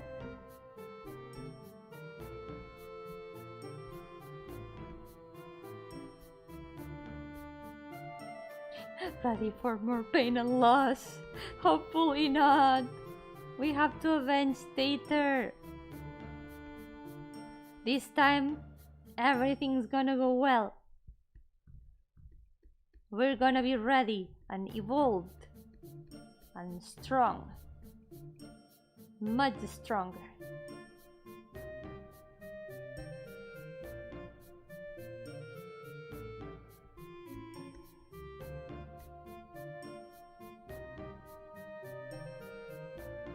I just hope that whenever we get to a new route, they won't be way too strong. Because then whenever I try to catch a new Pokemon, maybe if I try to weaken them a bit at first, instead of being weakened, they are gonna outright die, and that's not what I want either. No. Now, head piece 1.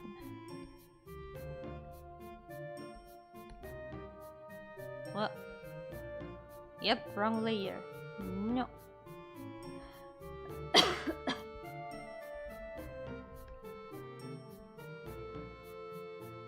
Hello, Mr. Daniel. Welcome. Welcome to the stream. How's it going? Yeah, nice to see you. Hope you have a good afternoon too. I'm making a Live2D model of one of my characters today. My day's been going great. I have been with a bit of a cold for the past days, but today I'm feeling much better. So much better. So today I'm working on future Live2D model.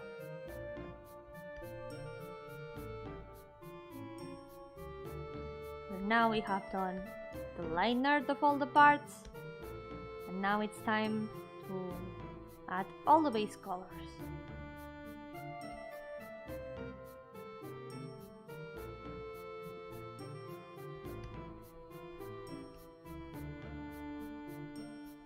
Dun, dun, dun.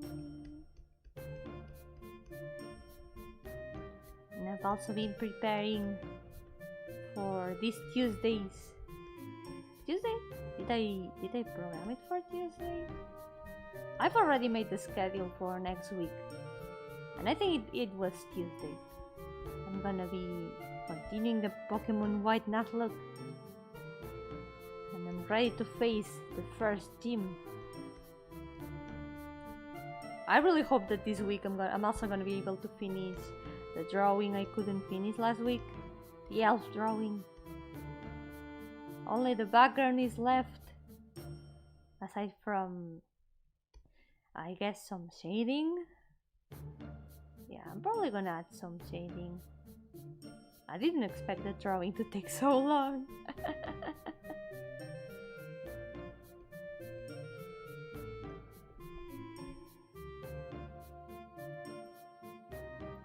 So now we show the different parts. There we go, slowly taking shape. And now, since the layers for the back area here are much farther down, look at all those layers, that's a lot of layers. I'm gonna move on to the body layers.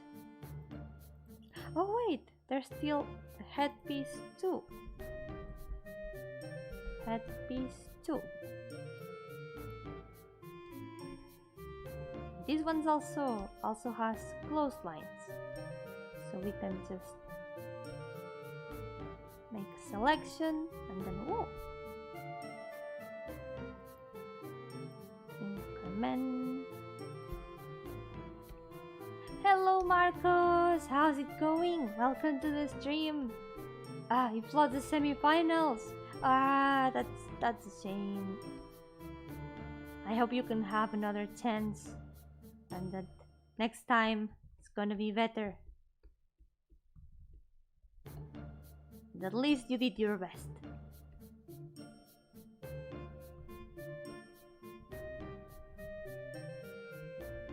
Don't get discouraged. At least you got experience. Yay, colors! I'm working on the base colors now.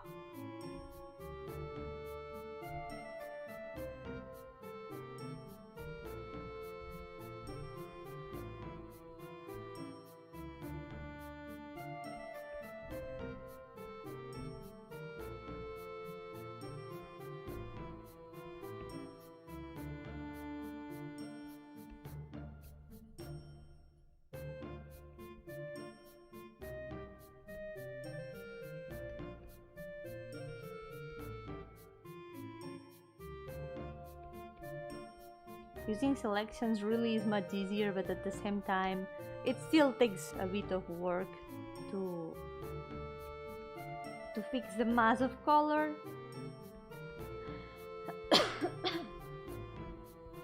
That's just making me mad because I couldn't do nothing to change the storyline of the game. Like, was it like a team effort? And you had to make a game with other people? And you didn't like the storyline?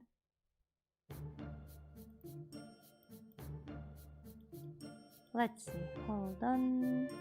Earrings. We need to make the earrings.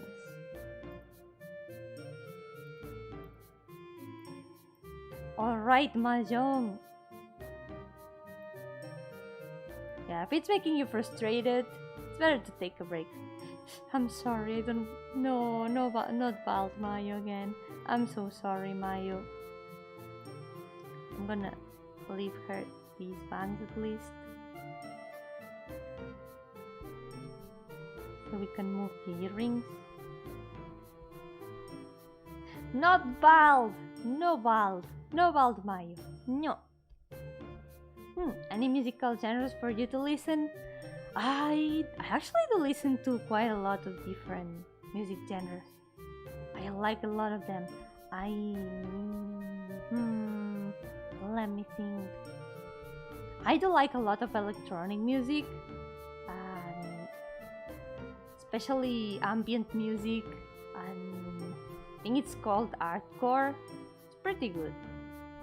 And I also like different sorts of folk music. Yeah, ambient music is really nice. I like ambient music a lot. Like music that can set me in a mood or let me imagine different places.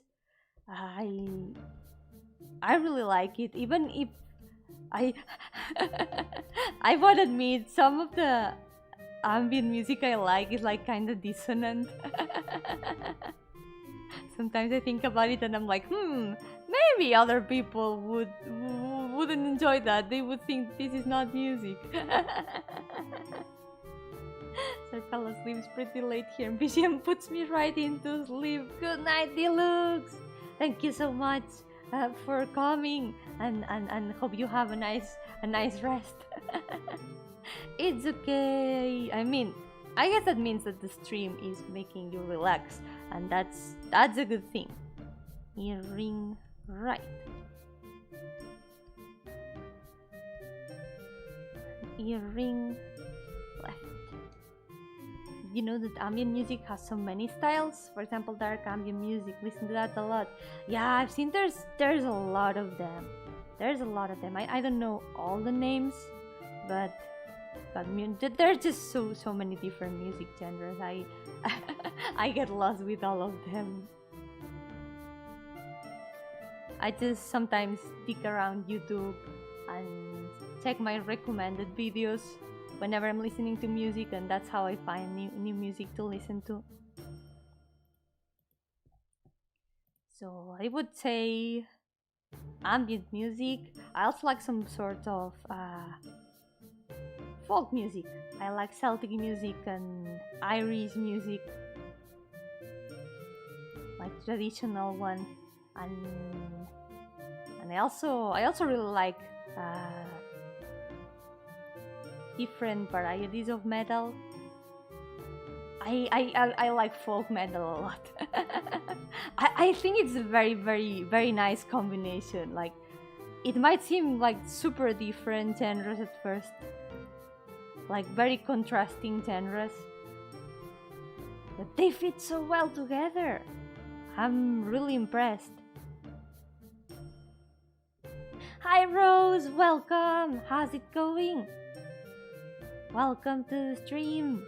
Yeah, I said folk metal. I don't know if it's exactly the name, but I like how my dad refers to that genre. He calls it heavy medieval.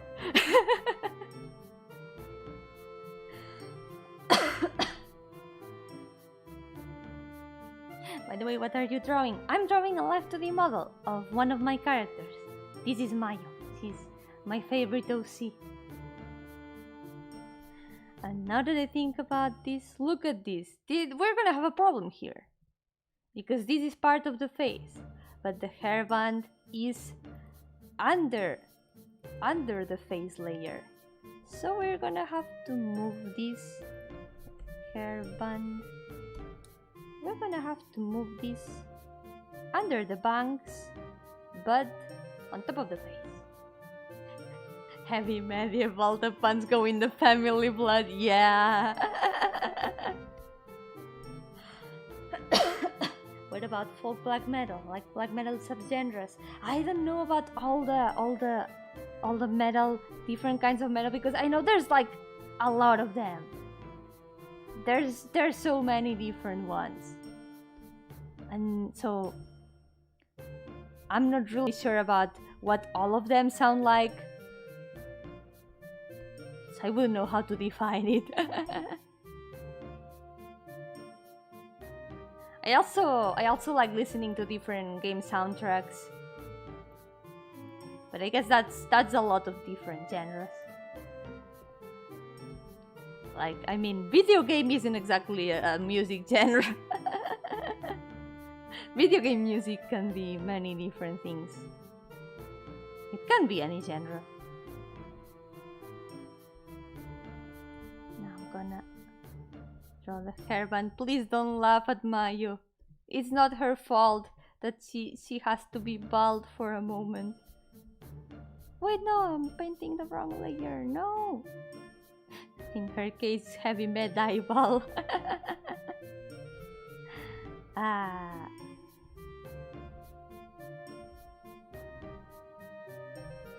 I also like ambient electric music that mixes classical elements to it. I think it would be way easier to like mention some artists I like. For example, some of my biggest inspirations, like artists I like to listen to when I'm drawing to get into drawing mood. I really like listening to Taishi and Sakuzio, and also Floex, who makes game soundtracks sometimes. Well, actually, Sakuzio also made game soundtrack once. They made the Crystar soundtrack, which is really good.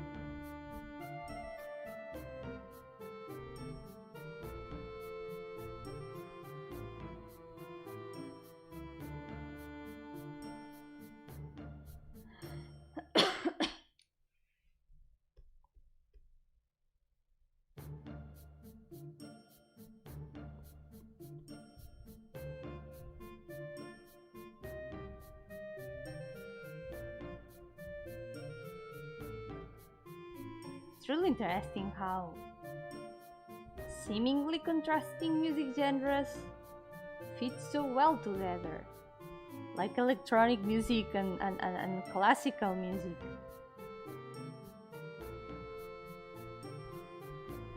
or folk and metal. It's really interesting. Ooh, look at this.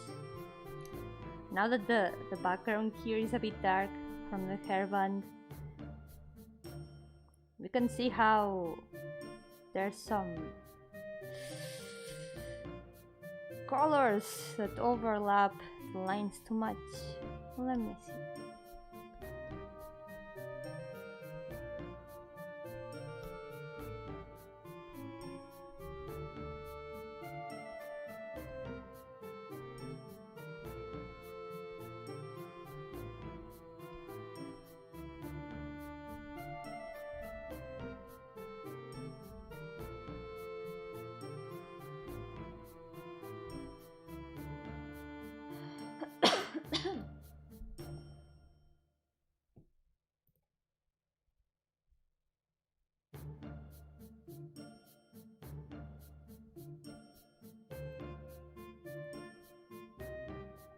Speaking of game soundtracks, are there any game soundtracks that you really like? Your favorite game soundtracks? Oh wait, the back of the hair is actually here. So we're gonna have to hide a lot of layers here. Let's see. Dun, dun, dun. I'm sorry to make you bald again, Mayo. I didn't mean it. Forgive me. There we go. The Undertale one is great. Yeah. Toby Fox's music is super good.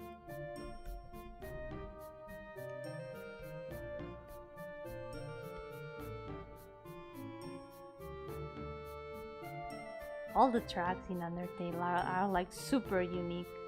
So I agree that it's a really good soundtrack. Oh, Cave Story is an earworm. Yes, it's got so many good songs. I really like. I mean, I guess I think one of, I don't know if it's the most popular because I haven't seen many other people who like Cave Story, but Moonsong is really good. Moonsong is super pretty. It's a song that has like a lot of impact. It really stands out from the rest of the soundtrack. And also, what was it called? Pulse is also really good. And Geothermal. They are all Cave Story songs that I like a lot.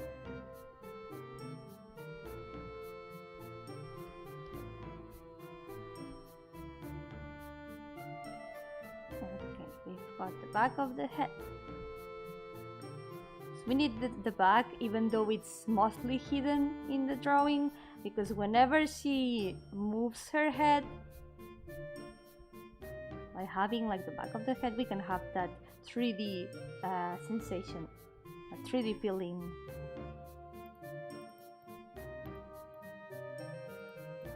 So let's go.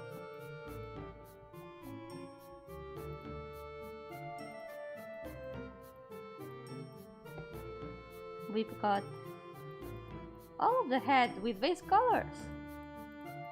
Ta-da! So, what are your favorite hobbies? My favorite is helping my family, listening to music, making my own songs. Listen, make music with Apple Studio 20 trial version. Ah, nice! That's some really nice hobbies. I really want to practice making more music. That's really cool. Some of my hobbies, well, obviously drawing. I think one of my biggest hobbies is definitely drawing. Who would have guessed? Who would have guessed I like drawing? How surprising, right? I'm sure none of you expected it.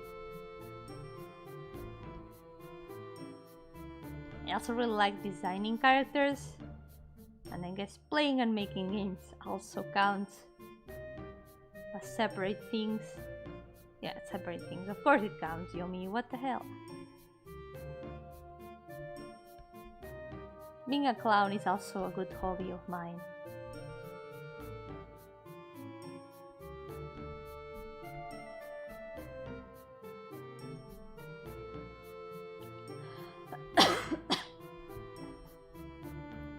So this part is already done. And for the other part of the color. Color 1. Being a clown is just yourself, not a hobby. It can be a hobby. Yeah, I'm doing okay. I'm doing okay. The clown mask cannot be removed. Some other hobbies. I kinda like sewing too, but I haven't been able to do it in a long time. And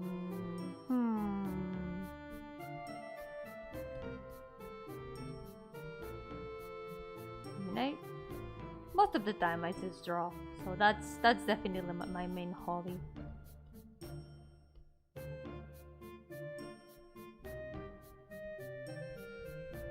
I guess streaming all those things and hobbies also counts as a hobby.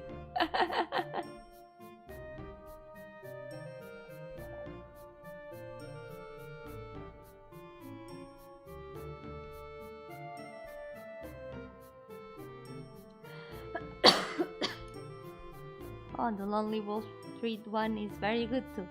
Too easy for me, but still, it fits really well with the series.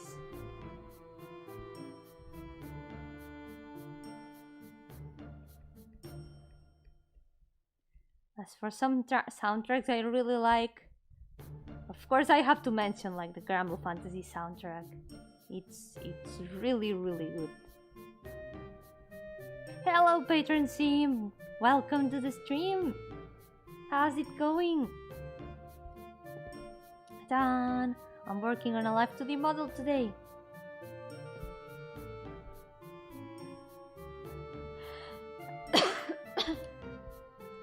Thank you Daniel! Thank you! And now for the neck.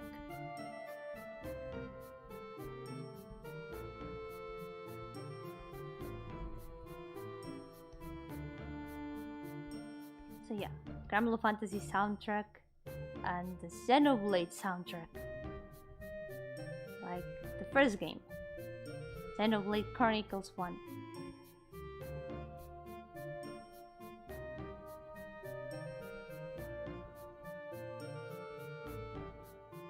Oh, we gotta paint the Among Us bone.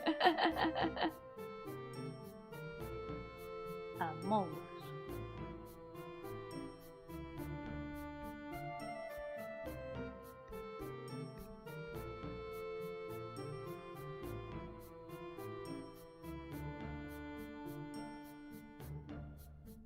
Yes, I'm seriously gonna leave the Among Us bone in the model. Just so you know that Mayo isn't sus.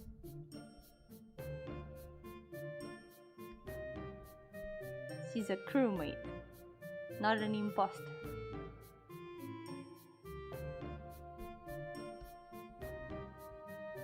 Now the rose.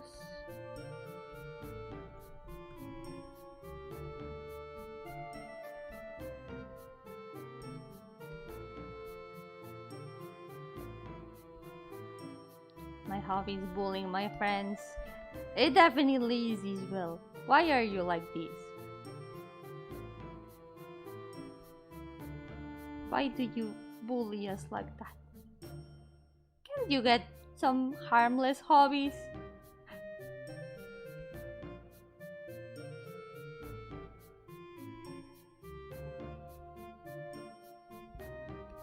Been stuck in a rut for some time. Hopefully some drawing streams might be able to take some of the load off. Yeah, I hope they can help you relax and hopefully inspire you. Hope things can get better soon.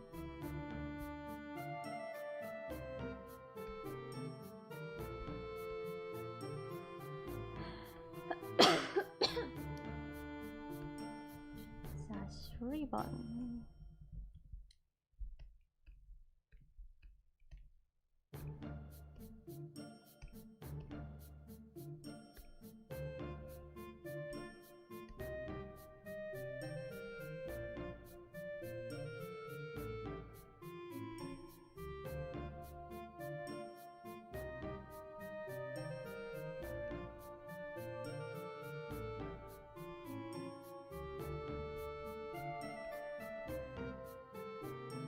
Looks like it's windy here in Puerto Rico. Sometimes it gets hot.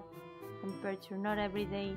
Yeah, I guess I haven't been there, but the heat is getting worse by the day. What are we drawing today? I'm making a Live2D model of one of my characters today. That's why it's all divided into parts, and there's so many layers and overlap lines. Because it's gonna be a Live2D model. It's gonna be animated. This is Mayo. This is my favorite OC of mine. And she's gonna be alive.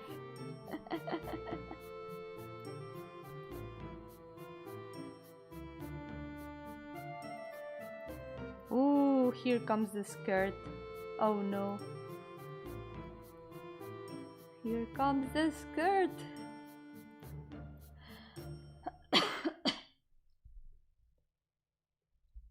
Good thing about the skirt,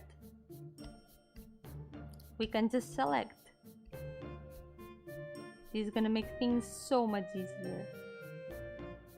Good thing that this part is closed. The lines are closed. Yup. Increment.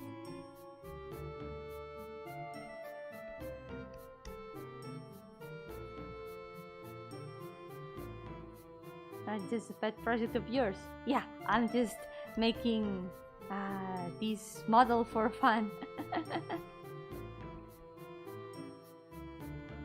I'm glad you like it, Daniel. I'm really glad.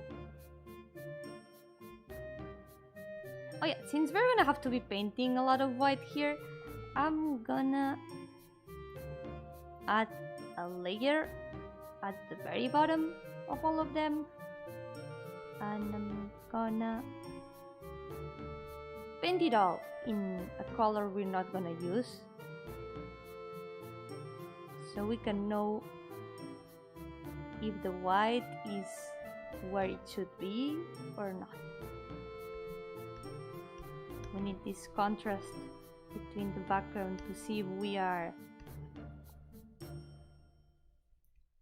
doing things where we should or not. And look at this. Oh no, this is right, because the arm should be behind all of this.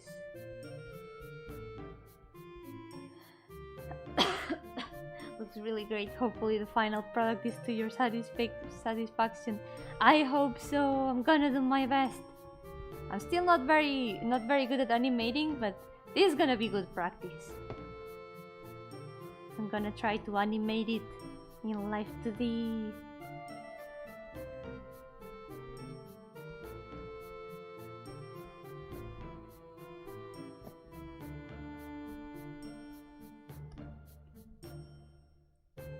Wait, the Yomi SCP-2 covered the throat. Yeah, now Yomi SCP is in the background. You frightened me for a bit there.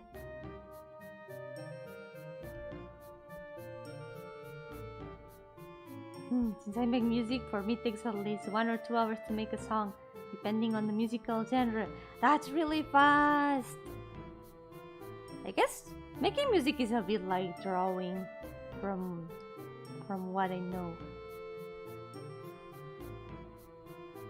You need a lot of practice. I was seriously afraid, Isabel.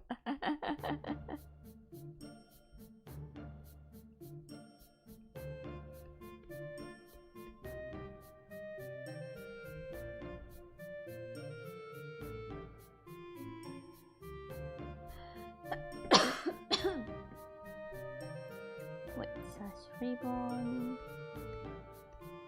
There's 1 pixel. Well, not one. Multiple pixels. There we go. They are painted now. And in the skirt part is also, the size is also included.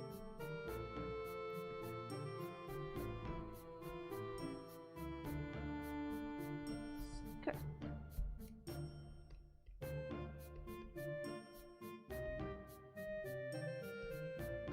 I've realized that art isn't really my thing, but photoshopping is something I can do effectively. Yes!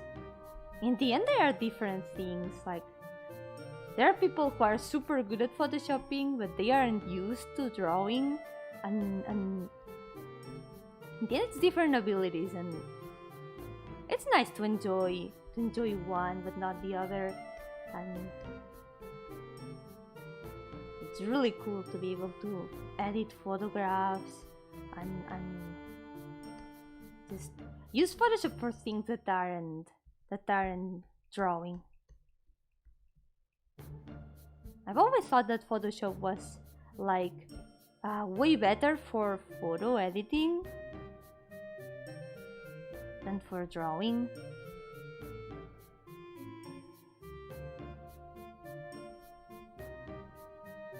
It's got so many useful tools for that.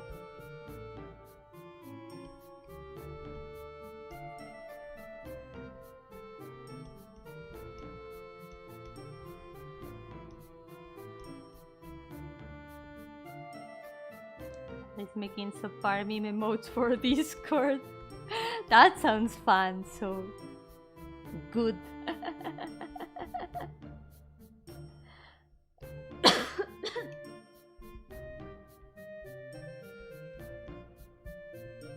You go.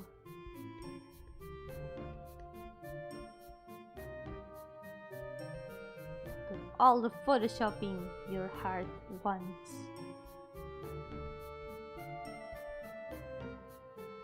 We need good photoshoppers in this world.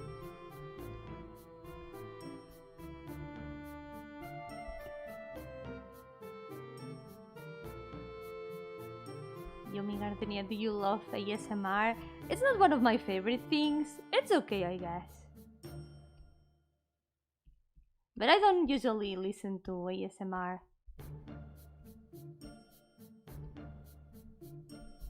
What's crack-a-lacking, my dudes? Hey, Lappy! How's it going? Or should I say what? Yeah, what's crack-a-lacking?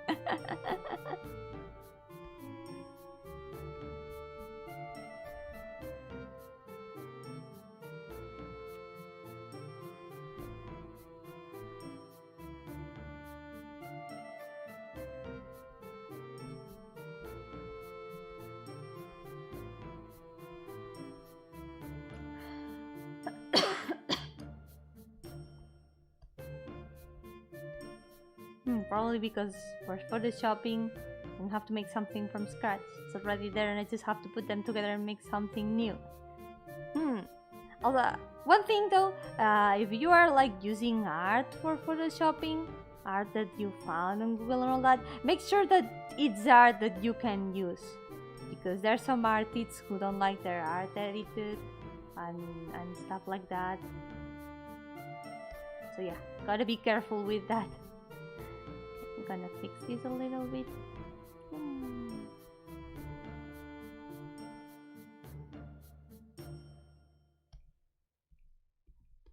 It's important to pay respect to artists who have posted their drawings for everyone to enjoy. I haven't touched anyone else's art, no worries. Good. I'm glad.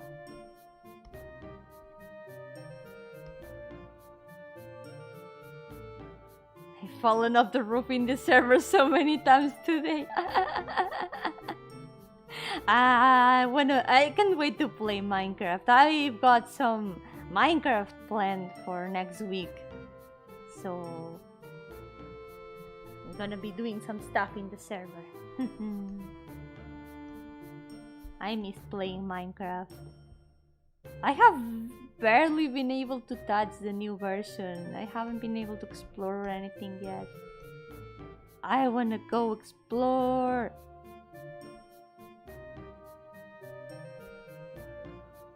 Yeah, the whole super occult is here. Look at that. We are all reunited here.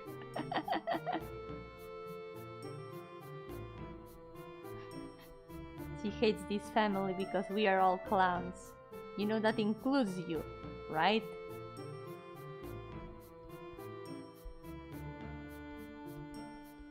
You are the ice clown.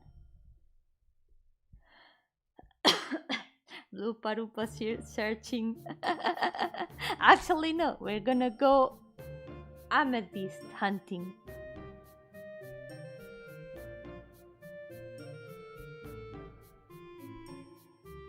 Will my Live2D model have a clown nose too? No! Mayo is not a clown! She's like the least clown person in the entire Azure 1 cast. She's no clown. She's like one of the few responsible adults in the party.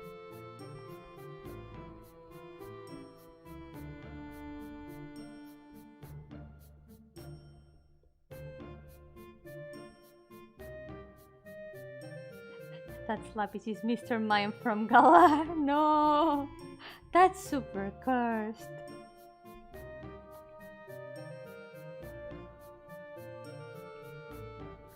Nah, Mayo's not a clown.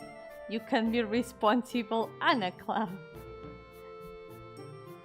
What has Mayo ever done to be called a clown? She has done nothing to be called a clown. Aside from being part of her crew. Okay, fair. It's true that she dressed up as a pizza delivery woman and she convinced the guards of a Yakuza mansion to eat poison pizza, but that turned out well. It wasn't so clown-like. And okay, fair, she's a bard, and bards automatically have clown energy, but she's not your usual bard. She hangs out with clowns, and her girlfriend and brother-in-law are clown disaster.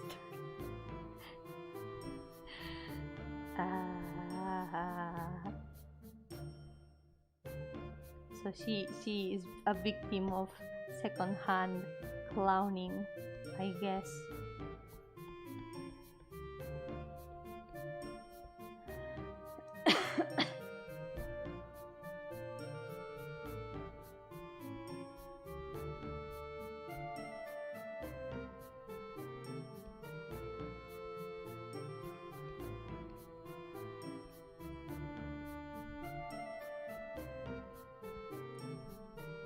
Her dad is an old clown too.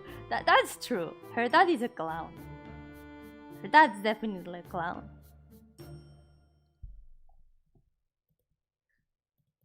Oh yeah, back of the collar. Let's see.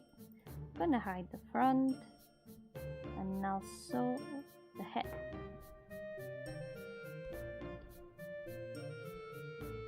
It's very important to keep the back of the collar separate from the neck. Oh.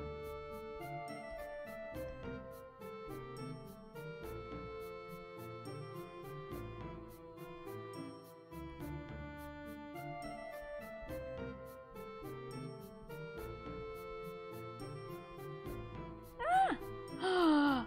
I thought I had deleted.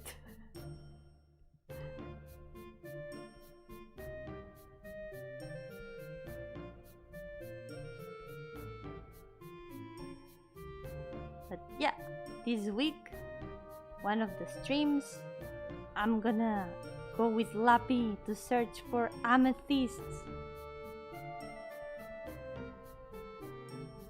Is Mayo's dad based on Ghost Dad? Not really, actually. Actually, he's not.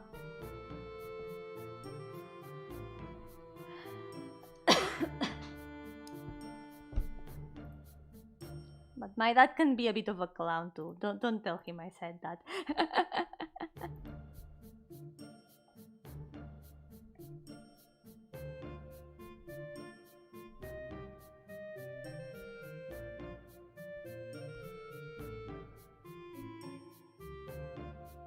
And moss, true.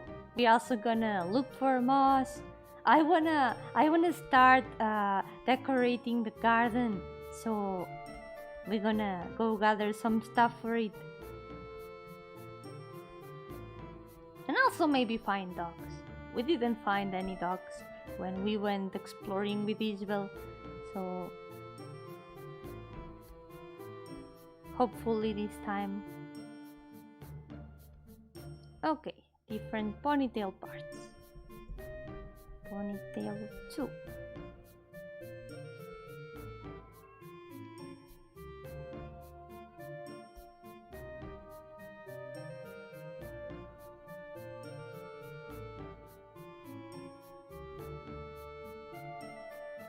No! I trusted you. You weren't supposed to tell him. Don't. If he sends me a text saying why I called him a clown on stream, I'm gonna know who to suspect.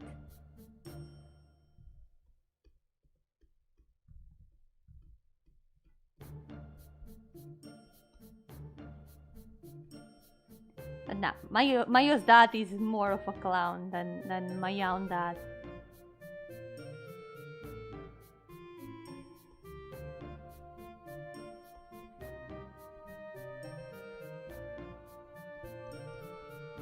We could say it's revenge for all the times he has bullied me, for saying I have no hate.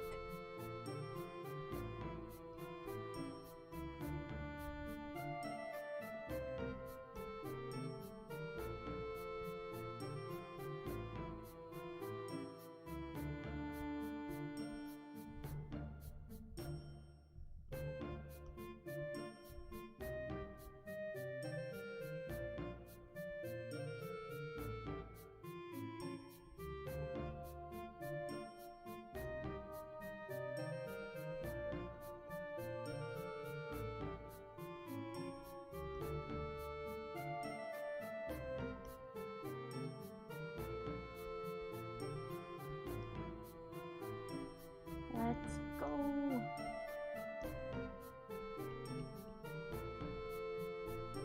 There's still time to finish all the base colors today.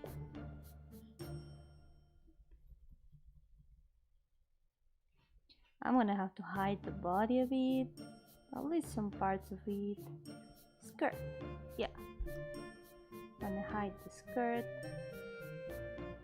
I'm really curious about how am I gonna rig this part of the ponytail, because this part here is supposed to be always like kinda linked to the arm.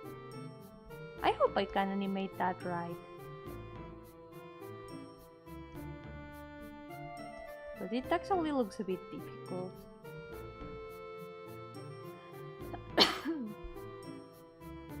So ponytail 2 is done. All that's left is... yeah, look at that. Ponytail 1. Oh. Ponytail 1.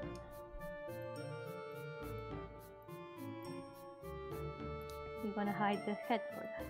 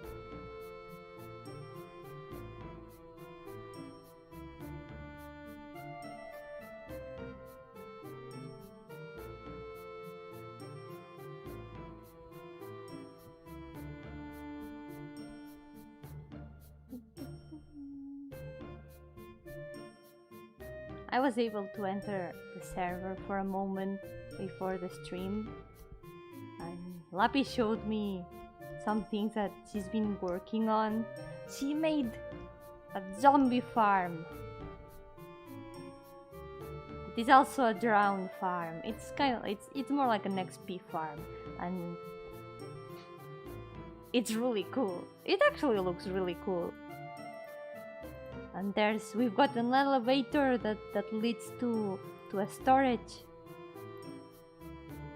I want to continue playing the server very soon.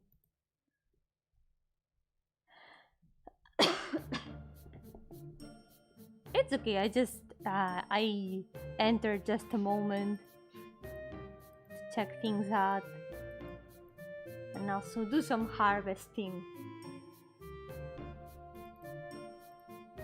We really need to update our garden, to cultivate more vegetables and stuff. So, arm time. Arm left. So I'm gonna hide these 2 layers. Well, 3 layers. Wait. Ah, okay. The hand is the same layer as the arm. Okay, this makes sense.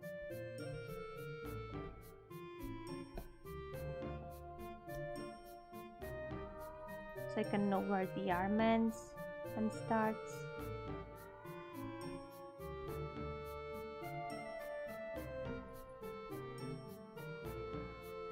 And in the next Minecraft stream, we will introduce you to our new friend, Conde.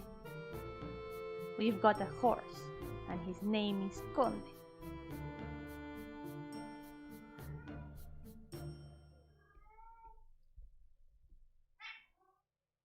Are there any goals you all have in the server? I would actually like to build some sort of like super cool garden, and I want to try doing some pixel arts, like Minecraft pixel arts. I've actually never done those, and they look really fun. I want to try it out. I want to make big statues of us.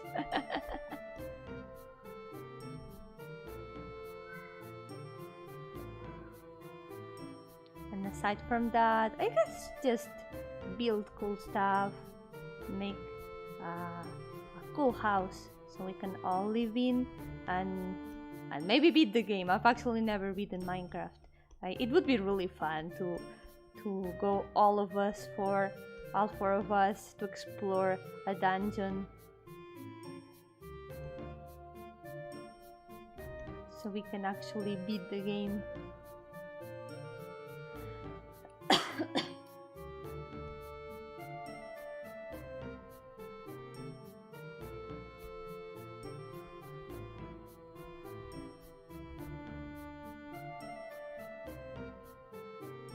I've never been to the end, so I want to go there someday.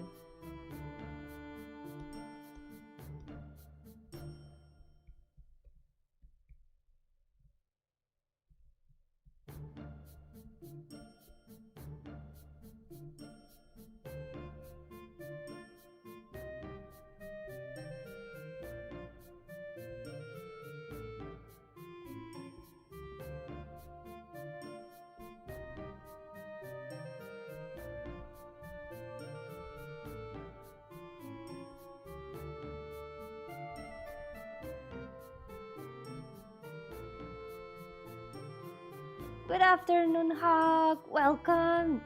How's it going? I'm continuing Mayo's model. I'm halfway done with the base colors. Done. Got the skirt too. Yes. Hello, Rizvanik. Welcome to. How's it going? Welcome to the stream.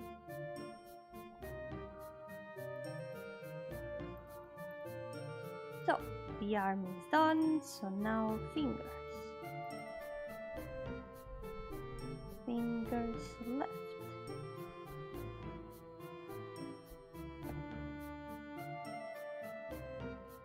Yeah, I'm on colors already. I've left some stuff like just on one side, like the eye and the arm as well, and the rest of the skirt. Because once they are all done, I'm just gonna copy and paste them. It's gonna be much easier to work with that way. Let's work.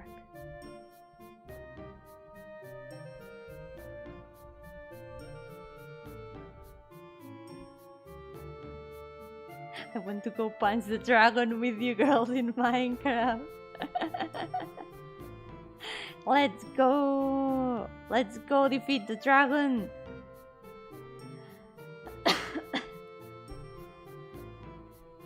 And thank you! I'm glad you're liking how she's going. Ta-da! Wait. Yeah. Now for the shoulder.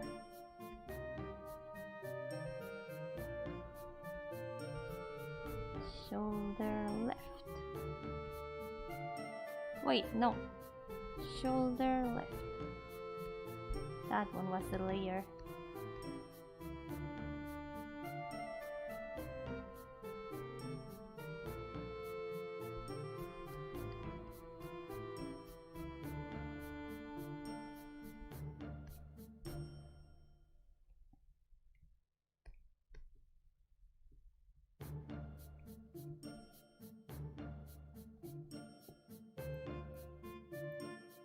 This reminds me, I entered the other day to my world of a certain mod, the roguelike adventures and dungeons mod. I'm a coward and I have barely been able to explore there, but the other day I decided to be brave and try to explore the dungeon that's under my house. So I went down there. I saw that there was a zombie stuck on staircase. So I defeated it. I went to the first floor of the dungeon and I realized that there was a huge ravine across two of the dungeon entrances. And I was like, okay, fine. Half the dungeon doesn't exist because there's literally a ravine. I actually added a custom seed for that world and it's making things super wonky. Literally where I spawned, there was a dragon skeleton on top of a mountain. Welcome back, Kai! Ta-da! Making a bit of progress with the colors. By the way, amazing job on your cursed hand model. I forgot to mention it earlier. It's amazing.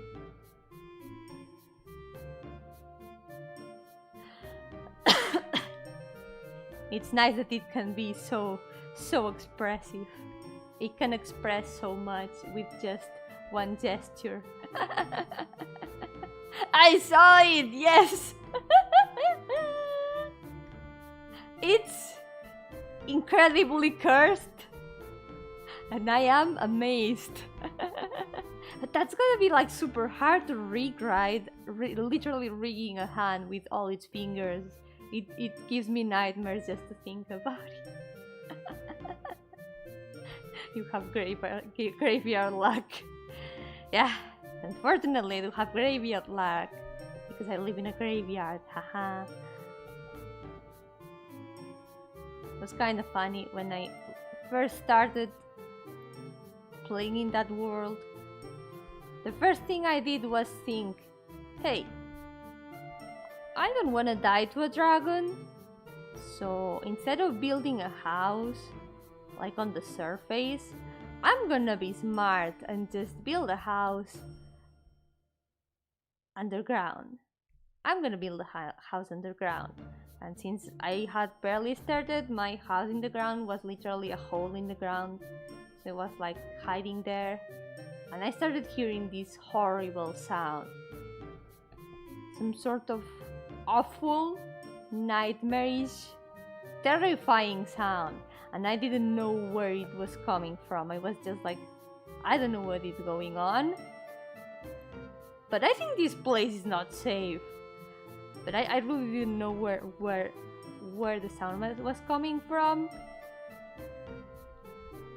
and I didn't know. I really didn't know what was going on. So I literally closed the game and said, okay, I'm not doing this. This is too scary. But then I opened the game to show a friend what was going on. Like, hey, look at this. I keep hearing weird sounds and this is really scary. I don't know what to do. And I opened the game and literally the first thing I see is a death worm attacking me and making those horrible sounds. It had dug through the walls, the dirt walls. It had literally eaten the walls, the dirt blocks, and it completely destroyed me. I didn't know where it came from. I wasn't even in a desert. It just came there to destroy me, and I never saw it again because I respawned, and then I started having tons of problems with furious chicken. There were a bunch of cockatrices chasing me around and trying to destroy me. I felt like it was some sort of revenge for some reason. And I could never do anything to fight them. They would keep chasing me all over the map and I had nowhere to hide. I had no time to go back to my hole to the ground to recover my stuff, and it was awful. I literally deleted that world and started again with the same seed. And then when I restarted it, I started running right away. I thought I'm gonna run very fast and very far away before anything can catch me and hide somewhere.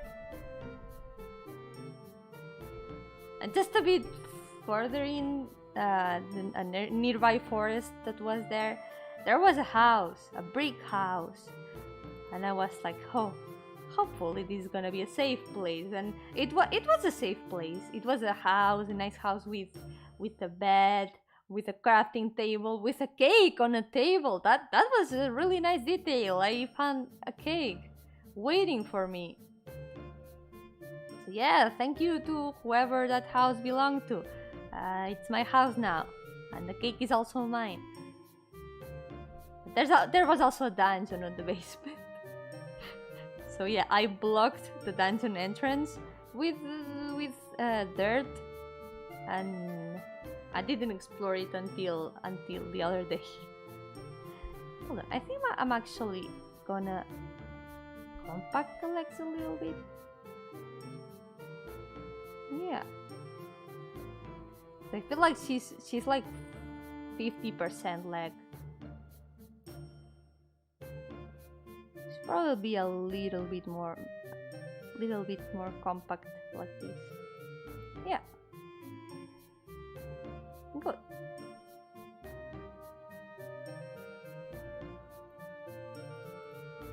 So his right leg. Me está dando más ganas de jugar Minecraft. Juega Minecraft, Lina. Ponte el mod de Dungeons y ve a explorar. Huye de las gallinas y de los gusanos de la muerte. At least your original home is on land. Mine was in the ocean, and then I had to move to the surface. The ocean is a terrifying place. It really looks like a terrifying place. Did you live like in the depths of the ocean? Because the depths of the ocean really look like a very dangerous place. The sound of this game is making me want to play a roguelike.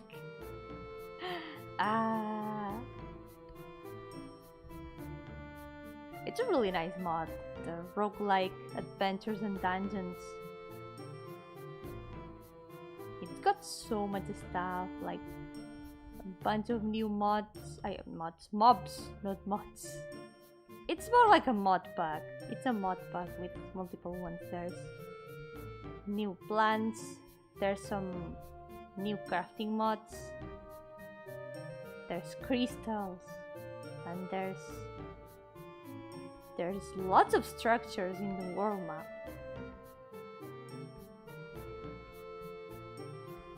Yes, I did that. Kept nearly getting eaten, so I had to move closer to the shore. That sounds terrifying. That sounds terrifying. I'm glad you are safer now, because Jesus, people in the depths of the ocean just have no mercy.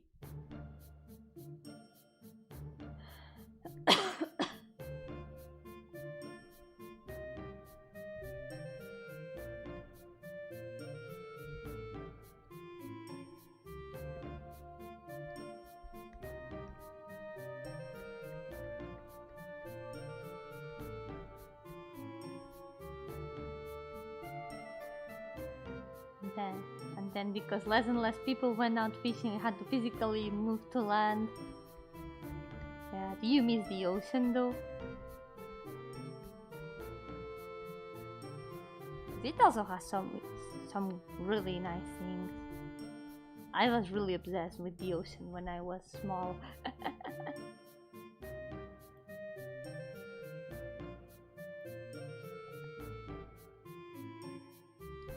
Yeah, I can feel that.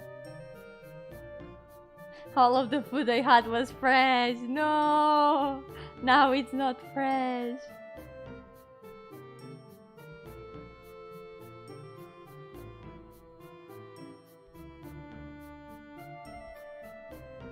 I hope you can get some fresh fish soon. And visit the ocean. It's really sad when you get homesick and there's nothing you can do about it.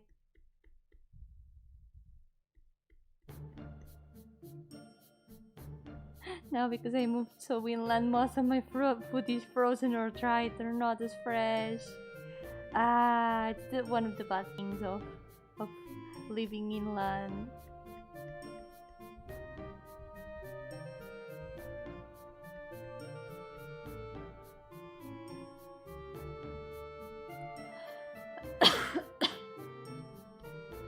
Like, can you imagine that people who live near the ocean are like really used to being able to have fresh fish and seafood.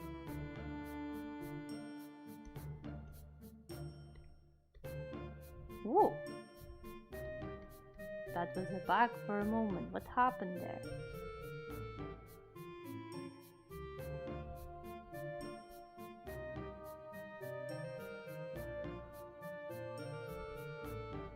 I actually never tried aerocraft, but it sounds so fun. Does it sound fun? Because all I have seen about aerocraft is pain. Literally everything I have seen of aerocraft is people dying over and over and suffering. Sometimes I watch these guys' videos, this YouTuber called Forge Labs, who he did a series on aerocraft, and I apologize to him if he ever sees this stream for whatever reason. I'm starting to think that he enjoys suffering. Because literally everything he does, literally every video he does, just brings him more and more pain.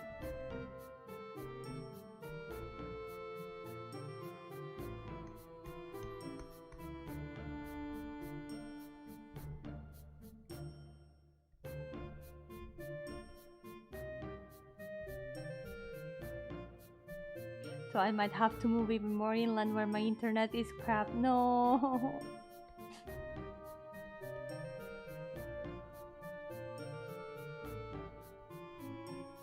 Yeah, crap internet is not the same as crab internet.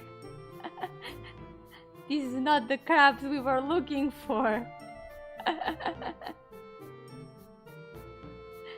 Hello, that meme.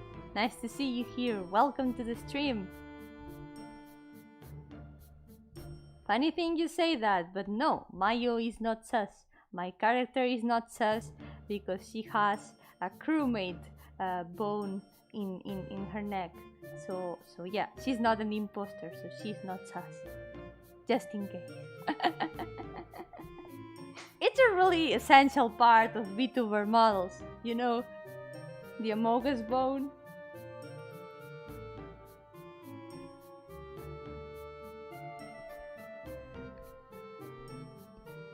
Maybe not.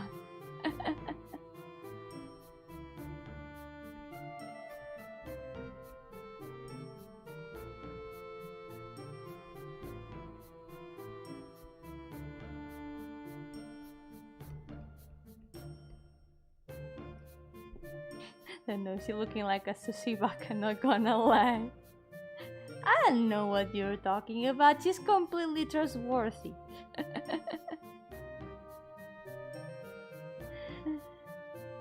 She would never be sus.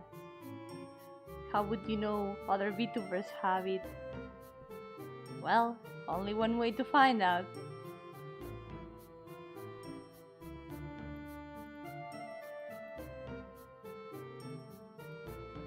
Unless you have X-ray vision.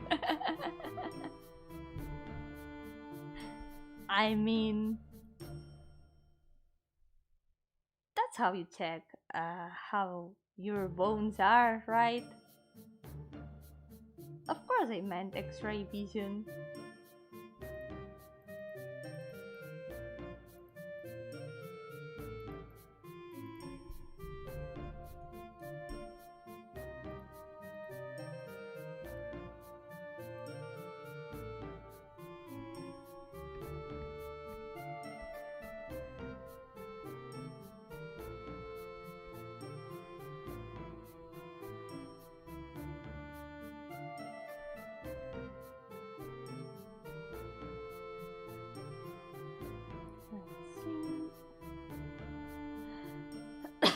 I mean, when you're playing Among Us, everyone says they are crewmate.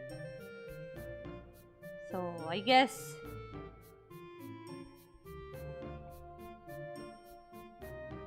when it comes to VTubers, it's the same case.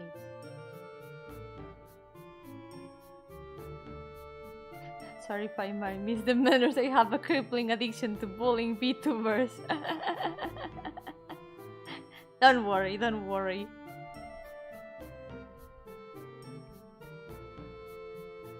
But if you keep going at it, we might bully you instead.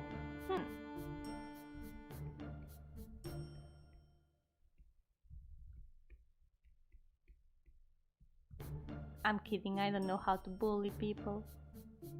I always end up being the one getting bullied for some reason. Buenas Luis, bienvenido al stream. ¿Qué tal todo? No, I'm sure of it. How else would you be able to see through the banks if not with X-ray? We'll see about that. Maybe when a night reveal happens, the eye lore will also come to light.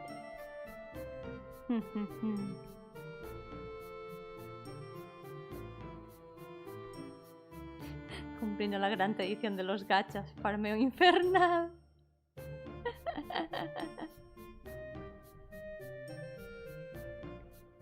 It's okay, Isabel, they weren't like actually bullying. At least I didn't see anything weird. Full auto en Gran Blue Fantasy. Ah, sí, la clásica. Maravilloso full auto. Estos días he tocado muy poco el Gran Blue, la verdad. Haven't been playing much Gran Blue lately, but at least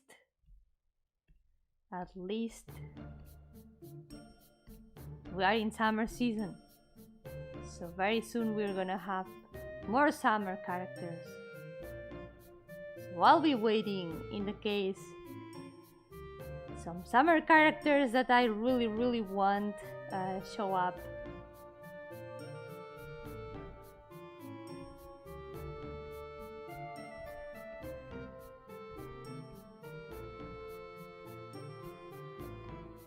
As long as you don't overstep on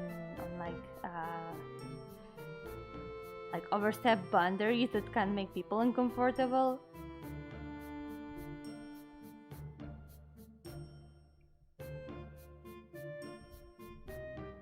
So yeah. Important thing is basically don't go bother people seriously. You can just chill and enjoy the stream.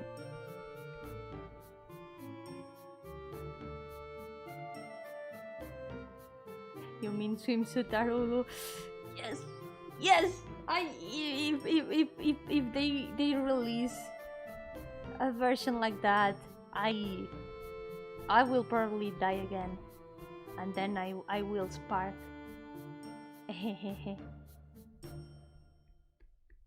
I will spark and hopefully give her a ring, and I will also be happy.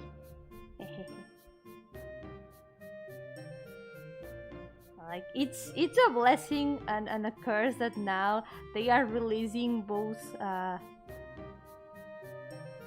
swimsuit and yukata versions, that characters can get both a swimsuit and a yukata version instead of an overall summer version. That opens many doors for more summer versions for characters who already have them, and I feel like I'm in danger. I'm really in danger.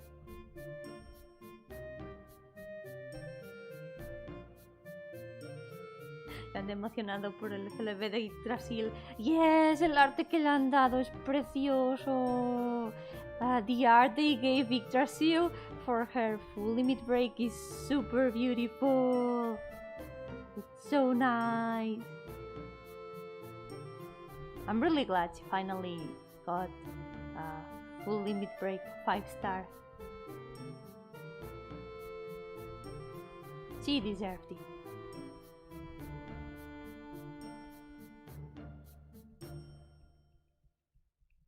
Oh, and emotional.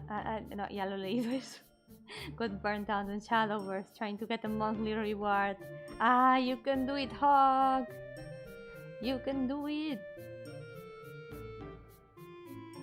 In Shadowverse, I'm getting really close to probably getting second leader of the expansion. I'm rolling. I'm opening packs in, so probably Yuzuki soon. I want to do another Shadowverse stream soon. I want to practice some Bloodcraft, so I'm gonna be thinking about that.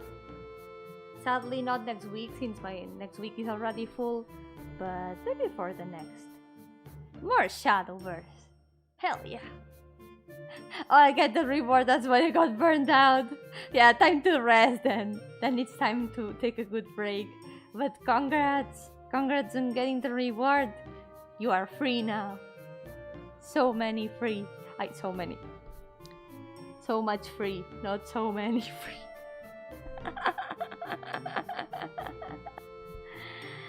I need some water. Give me a second.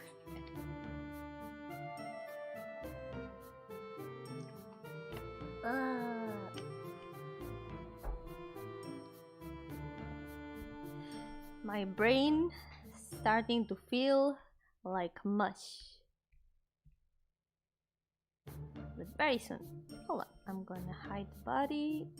I'm gonna hide the legs. And now let's paint the cape.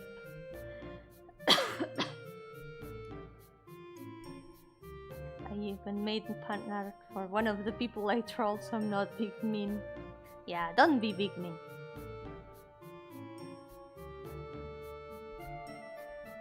That's nice. An art is always appreciated, so I hope they liked it. Oh yeah, ponytail. Ponytail 3.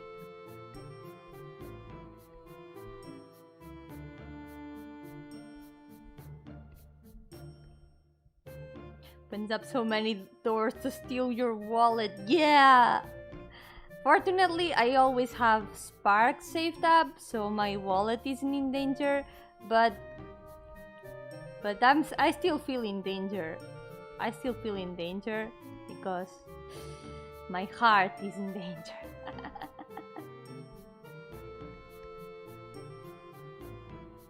There's so many characters I like that already have summer versions, and actually I would have sparked Izmir had she come out in another banner.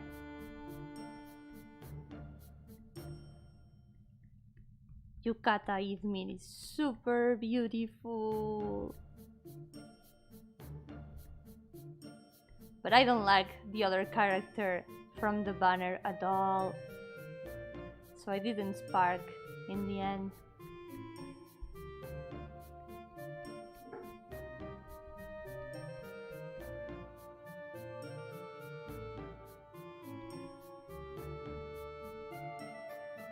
I also pulled 2 of the Dragon Leader in the latest expansion in less than 60 packs! Woo! You got super lucky, but at the same time, since it was the same leader, that wasn't so lucky. What are the odds? What are the odds?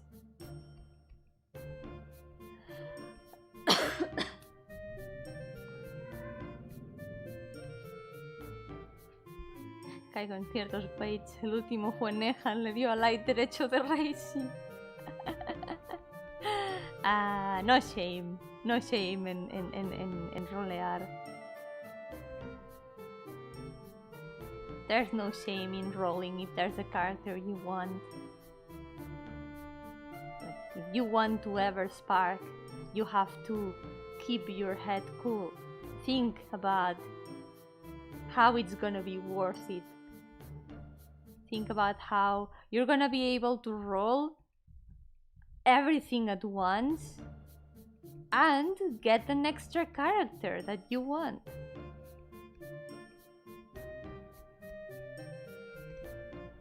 And you're gonna get like the character you want to spark for sure. It's worth it.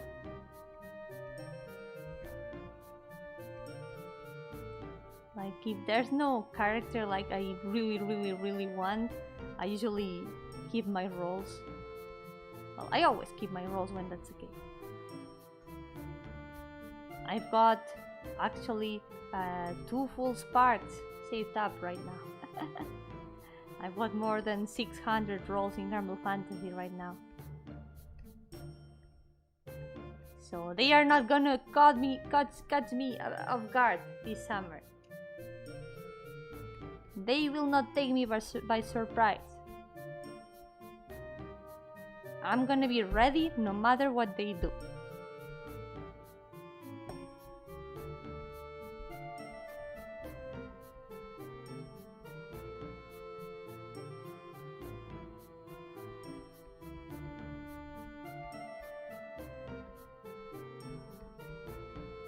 I like to describe my luck as chaotic. That sounds really chaotic. 2 of the same leader in less than 60 packs. Oh god, I remembered once I watched a friend start playing Shadowverse.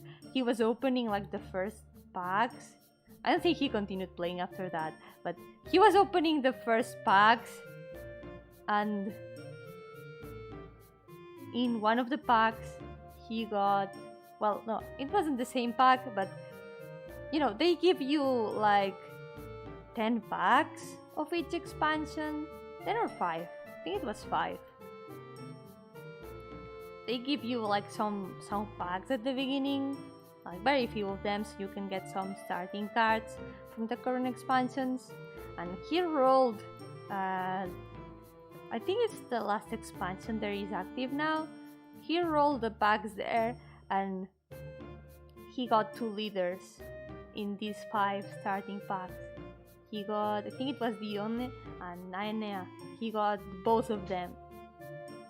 in those first starting packs. I couldn't believe it. I literally couldn't believe it.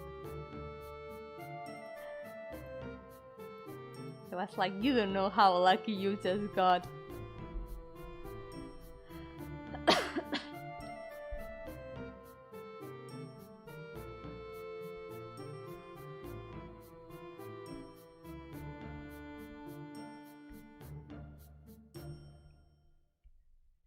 I gotta convince him to continue playing. At least so he can make use of those leaders, please.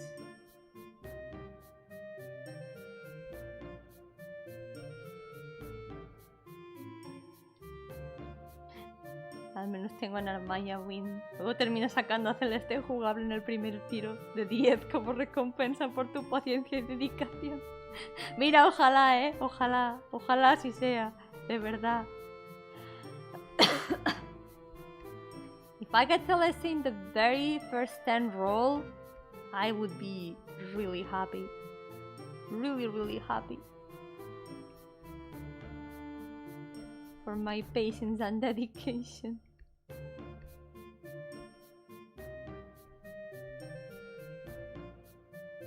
This has gotta be the year. She has to become playable this year. It's about time.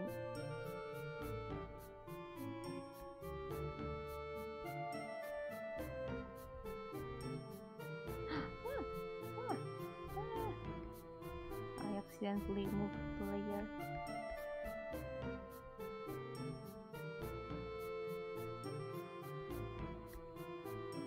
Okay, let me see. I need to know how much the skirt takes up. How much of these the skirt hides. Because you gotta make sure that since every part is gonna be moving around, there shouldn't be any holes between the parts. You need to cover all the space that might show when the parts are moving. So yeah, I think this is enough. This is gonna be really important here in the skirt. So, skirt, left, 2.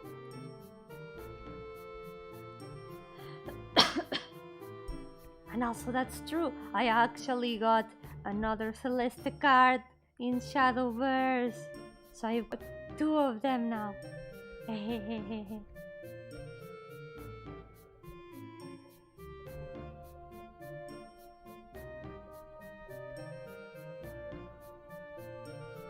I'm really happy.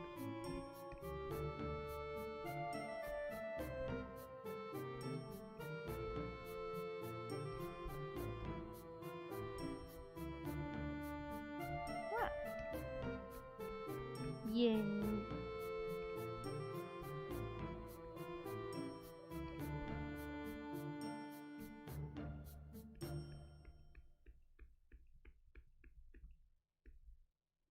Yes, blessed be Aaron Jesus.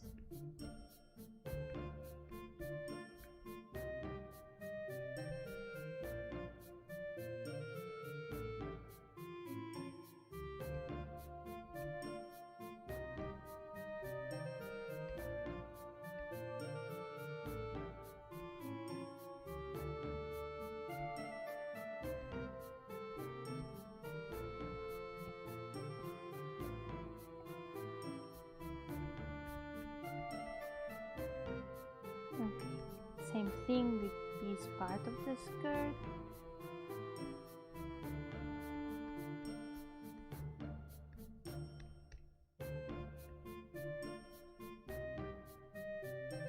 Want to pull for Maisha for the emblem, even though I already have enough copies crafted.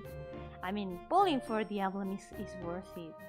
At some point, she's probably gonna come. As long as you keep rolling in the expansion, it's not that hard to get like all the legendaries.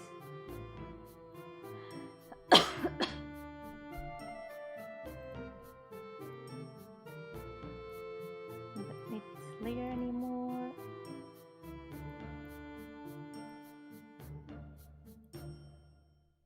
all that's left. Now here is the back of the skirt. Skirt back. And just having the emblem is worth it.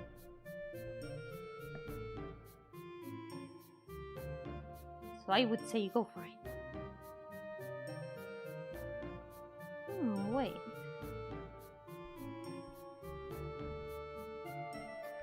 I don't like how this curve is looking. I'm gonna move this a little bit. I'm not gonna soften it. There was too much of a curve, and I think it's better if it looks like it's like falling. I know how to describe it. Like less pointy. Less pointy. It's gonna look a bit better.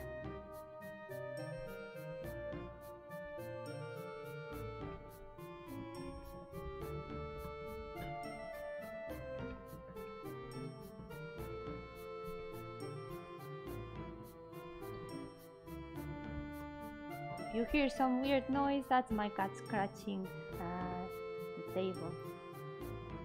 table leg.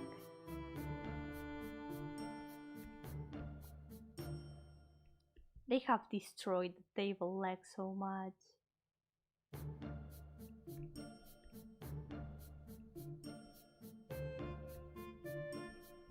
They aren't even the same color as the rest of the table now.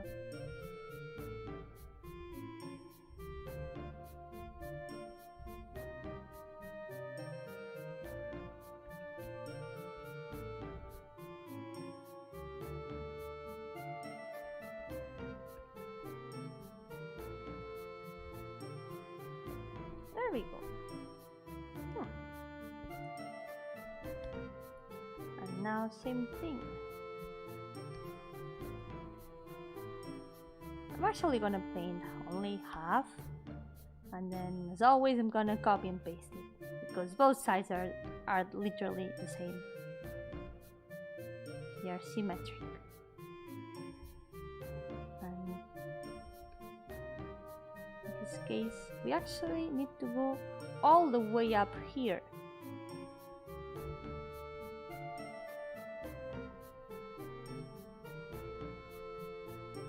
Because it's gotta cover like the entire back. Otherwise there's gonna be just an empty space here. And we don't really want that.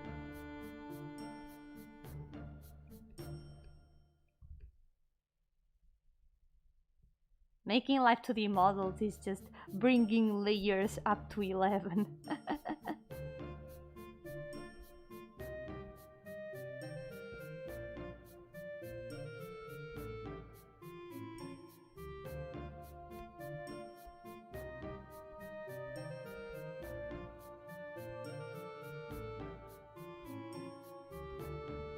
And once this is done, we'll leave it for today.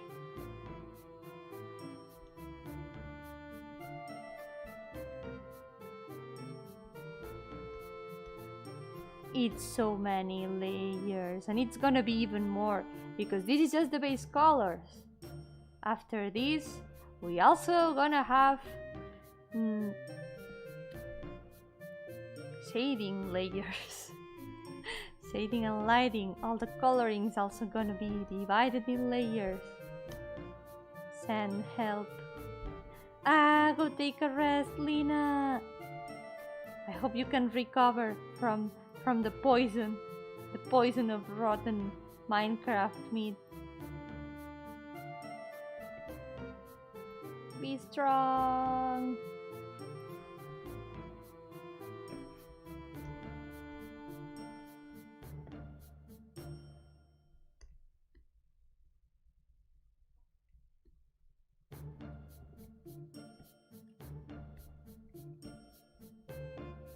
Mayo's gonna look so cool animated. I'm really happy.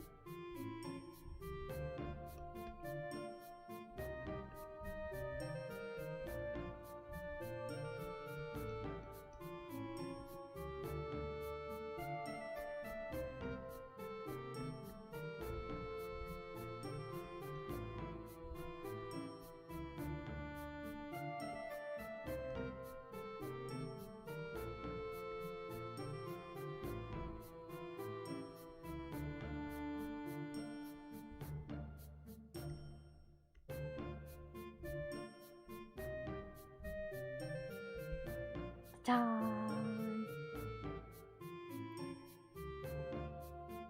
All that's left is the cape now.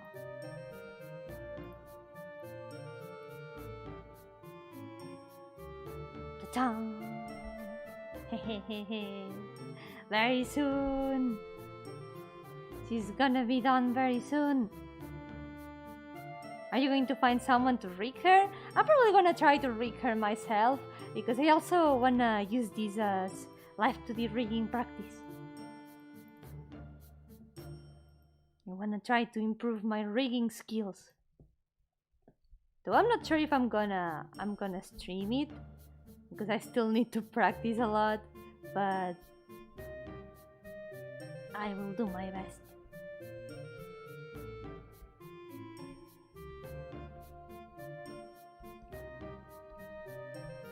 Let's go.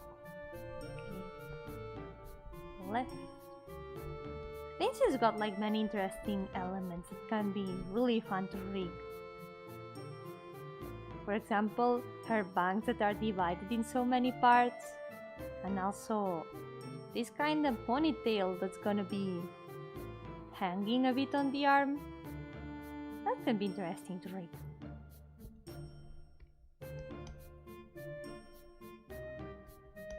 I'm gonna suffer a lot because I still need a lot of practice, but I can do this.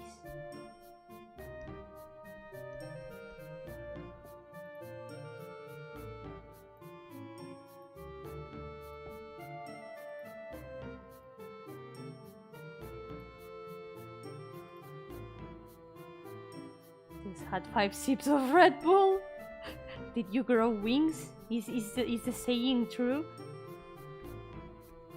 How are you feeling?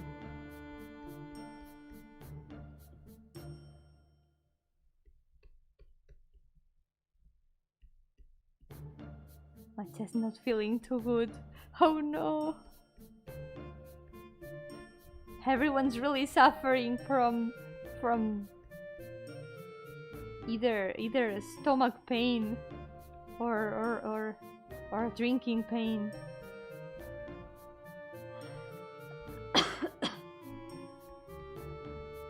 I hope it's nothing too bad.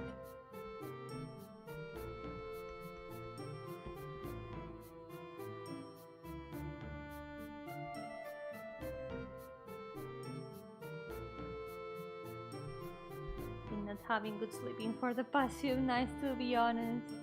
I hope you can get a better night's sleep today.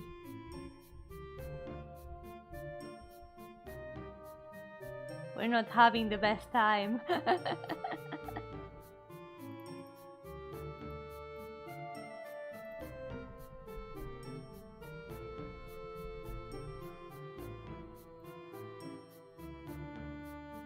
Seems like all the disgrace has accumulated for the past days. Hope we can drive it away.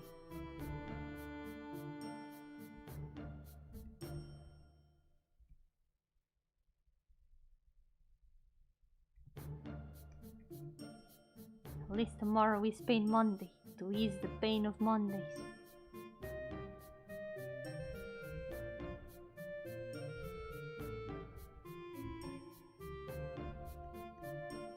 I hope that at least my chill streams can bring some relaxation for a bit. But hang in there.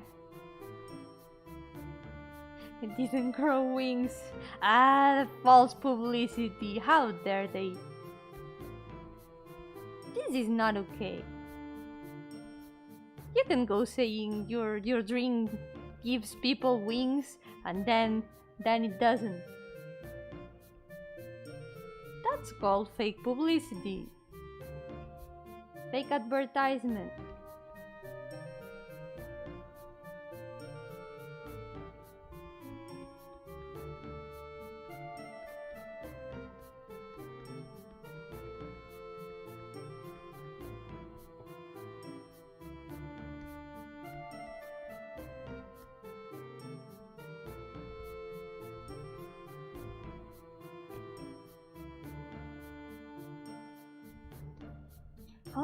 now that I think about it, the cape is actually missing some stuff. Even though it's on the back and the arms are gonna be mostly sticking to the body. If you look at this, the cape is kind of like hanging low. It's kind of tied to this arm. I don't know how armbands.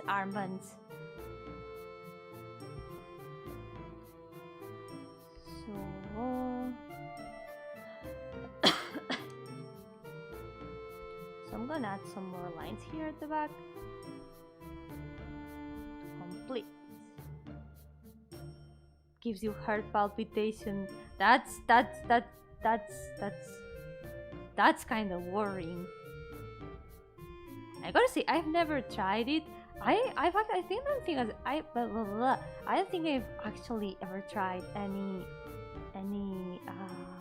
energy drinks. So I don't really know what they taste like. But that's kind of worrying. All I know is that energy drinks aren't healthy at all.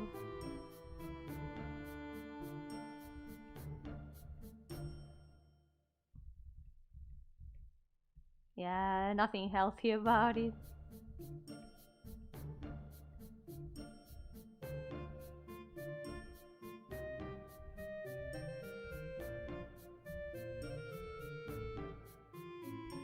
It's only 5 sips, yeah.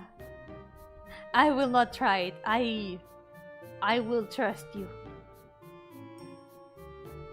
They are like soda flavored coffee. That sounds like a very weird mix.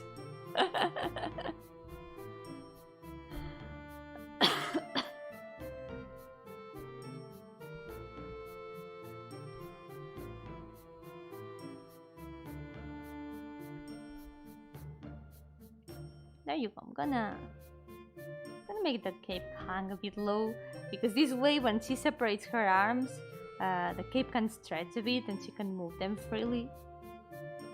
So yeah, maybe a bit more even. Yeah, there we go. Gonna erase half.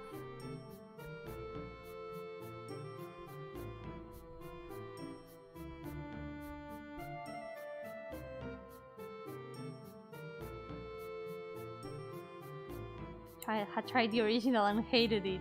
Tried the blue one and it was better, but still nasty.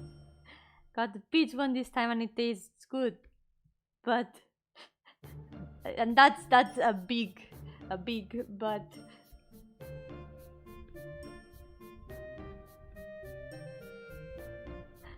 But still not healthy. I will follow your advice and not try it. Tried the original Red Bull, but I didn't like it. I don't understand how my dad and sister can drink a lot of it. I wonder if it's some sort of acquired taste, like they just want the energy from it,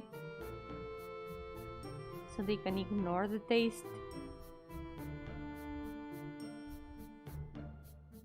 I don't understand either.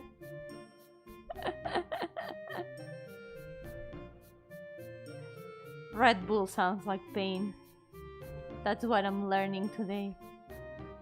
And not the good kind of pain. Wait, Yomi, that implies there's a good kind of pain. Yomi, no. That's not true. I guess. Like pain from reading stories that make you cry, that's acceptable. And Pain Monday is also acceptable.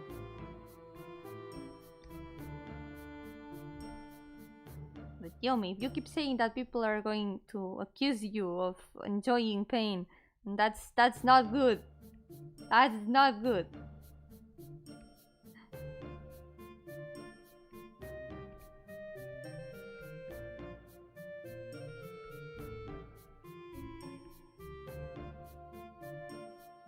Pain Peko.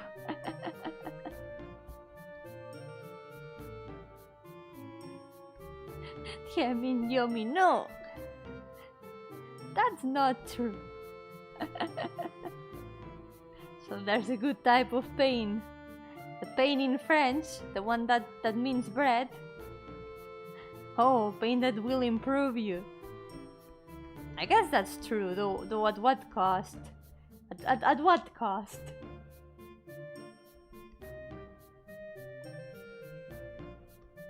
Force you to adapt.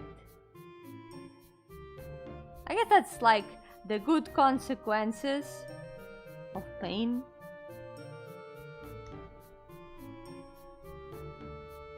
But pain itself is still painful. Yeah, not too much. Definitely not too much.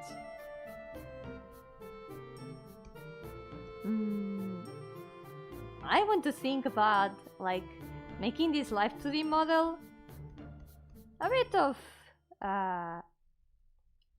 this sort of pain. Sort of pain that's like just the stress of trying to do something like this well, the effort and hard work, I guess. I mean, hard work isn't easy, and spending time on making something and fixing things and then not being satisfied with it, I guess that's also some sort of pain. But that's pain we can overcome.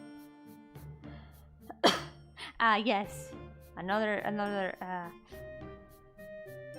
the pain of drawing your more than 400 characters and knowing that you won't finish in 5 years. Well, 4 years? Yeah, it's gonna be 4 years. The pain that it's gonna take 4 years to finish them all.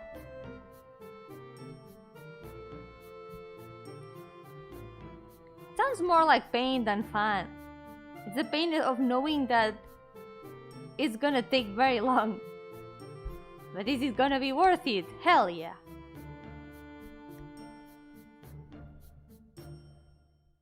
Like hurting your head to do basic math.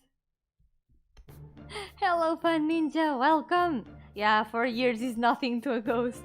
It's nothing to a ghost and my willpower. I'm determined to finish them.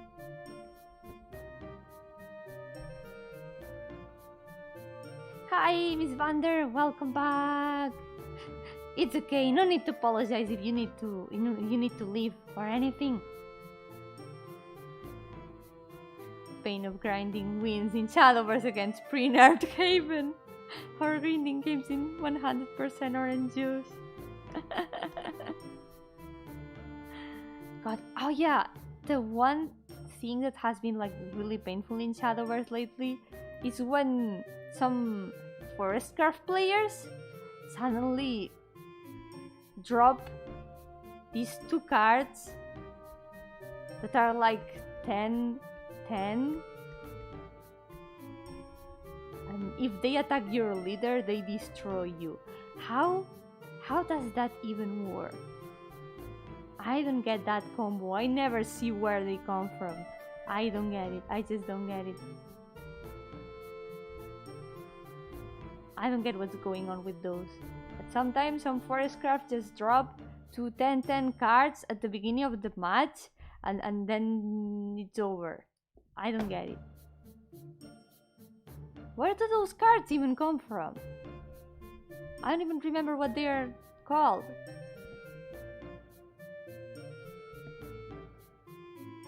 I think I only got Forest comboed once. I've been playing Chaos Rune this expansion. Nice, some variety. Try something different and Portal.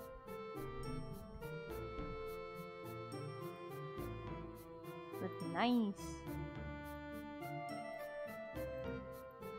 I think I've gotten Forest comboed like twice, and both times have been like, I don't even know what happened. most important, how are you? I'm doing fine. I'm doing fine. And actually, I have already finished for today. Look at this. Mayo is ready to be shaded and to be finished. All the base colors are done. So next time, we're gonna have to go folder by folder and shading each and every part. So for now, I'm gonna save. And once all the parts are all shaded and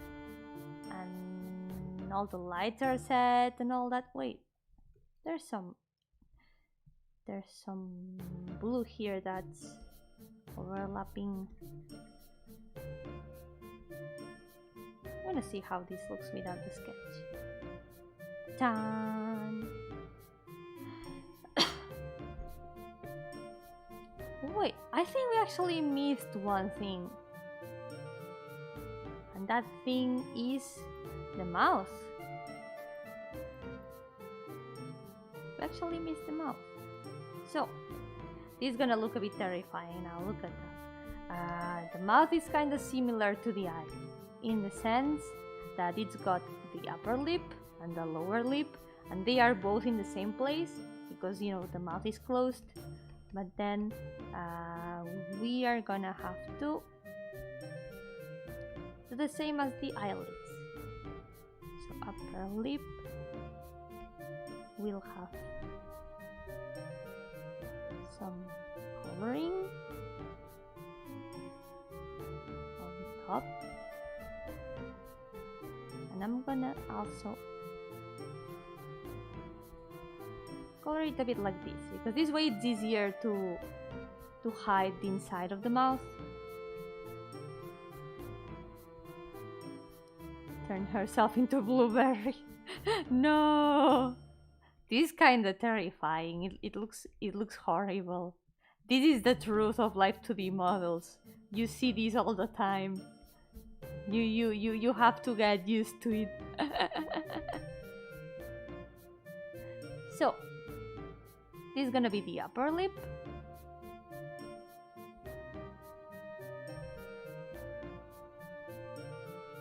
And now we go for the lower lip. Lower lip.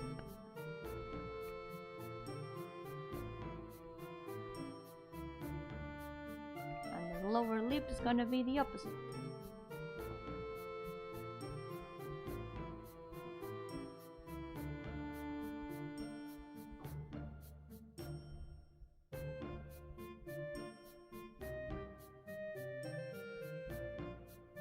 Hold on.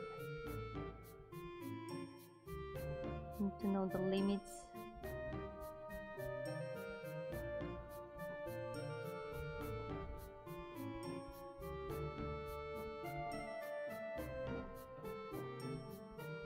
And so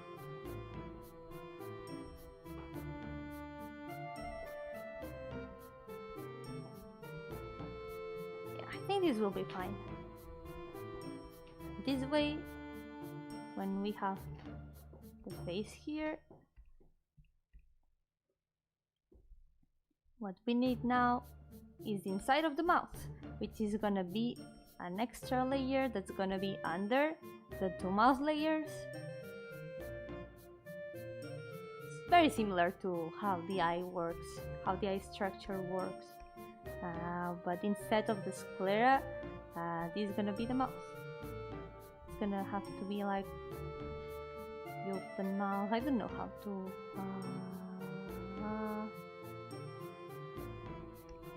It's mostly gonna be just all the mouth space you need.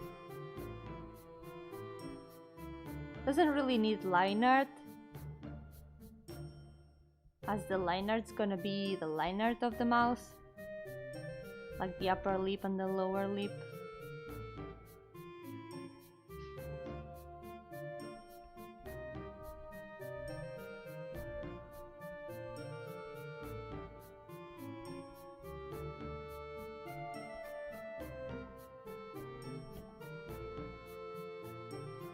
This would probably be like more or less what the open mouth would look like. So hold on.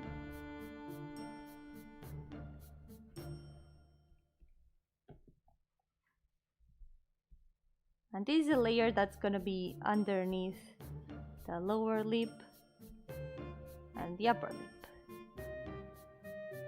So whenever these two layers are moved,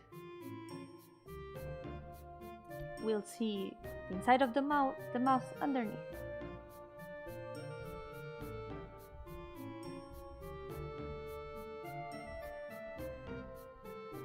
This layer doesn't necessarily need to have like the shape of the mouth, because you know, the mouth can have like multiple different shapes. You can have like a nose shape, like smiling shape.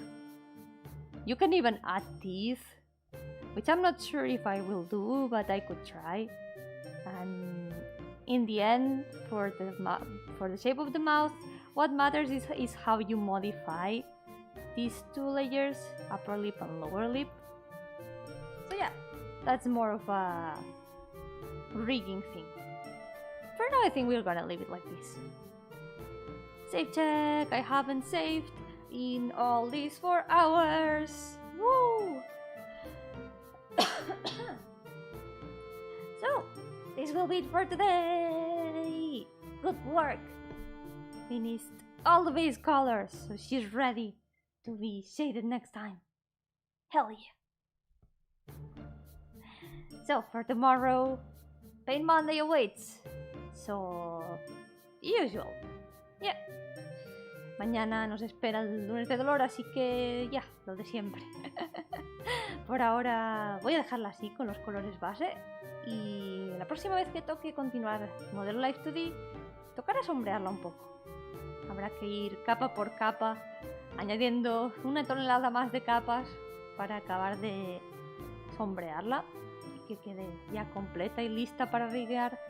Y bueno, dudo mucho que pueda completarla el próximo día. I highly doubt I'm gonna be able to finish her next day, that I continue the Live2D model, but yeah, being able to stream the process really helps. But yeah, thank you all so much for accompanying me today. Thank you so much. Muchas gracias por acompañarme hoy. Así que, de momento, cuidaos mucho y nos veremos a la próxima. For now, take care and I'll see you next time. I'm sorry, Sanjay, I was just finishing the stream. Good morning. I hope you have a great day. This is what I was working on today. I finally added base colors to Live2D model, and I just noticed the arm is overlapping in a way I shouldn't. You know what? We're gonna deal with this next day, okay? We're gonna deal with this next day. I have an idea though. I have one good idea, which is moving skirt 1 under. Will this work? No, definitely won't work, because the legs are here. So what I'm gonna have to do is move the arm. Can I do that? Move the arm? Where's the arm? I wanted to say goodbye, and I'm here extending things. Hey! She's complaining.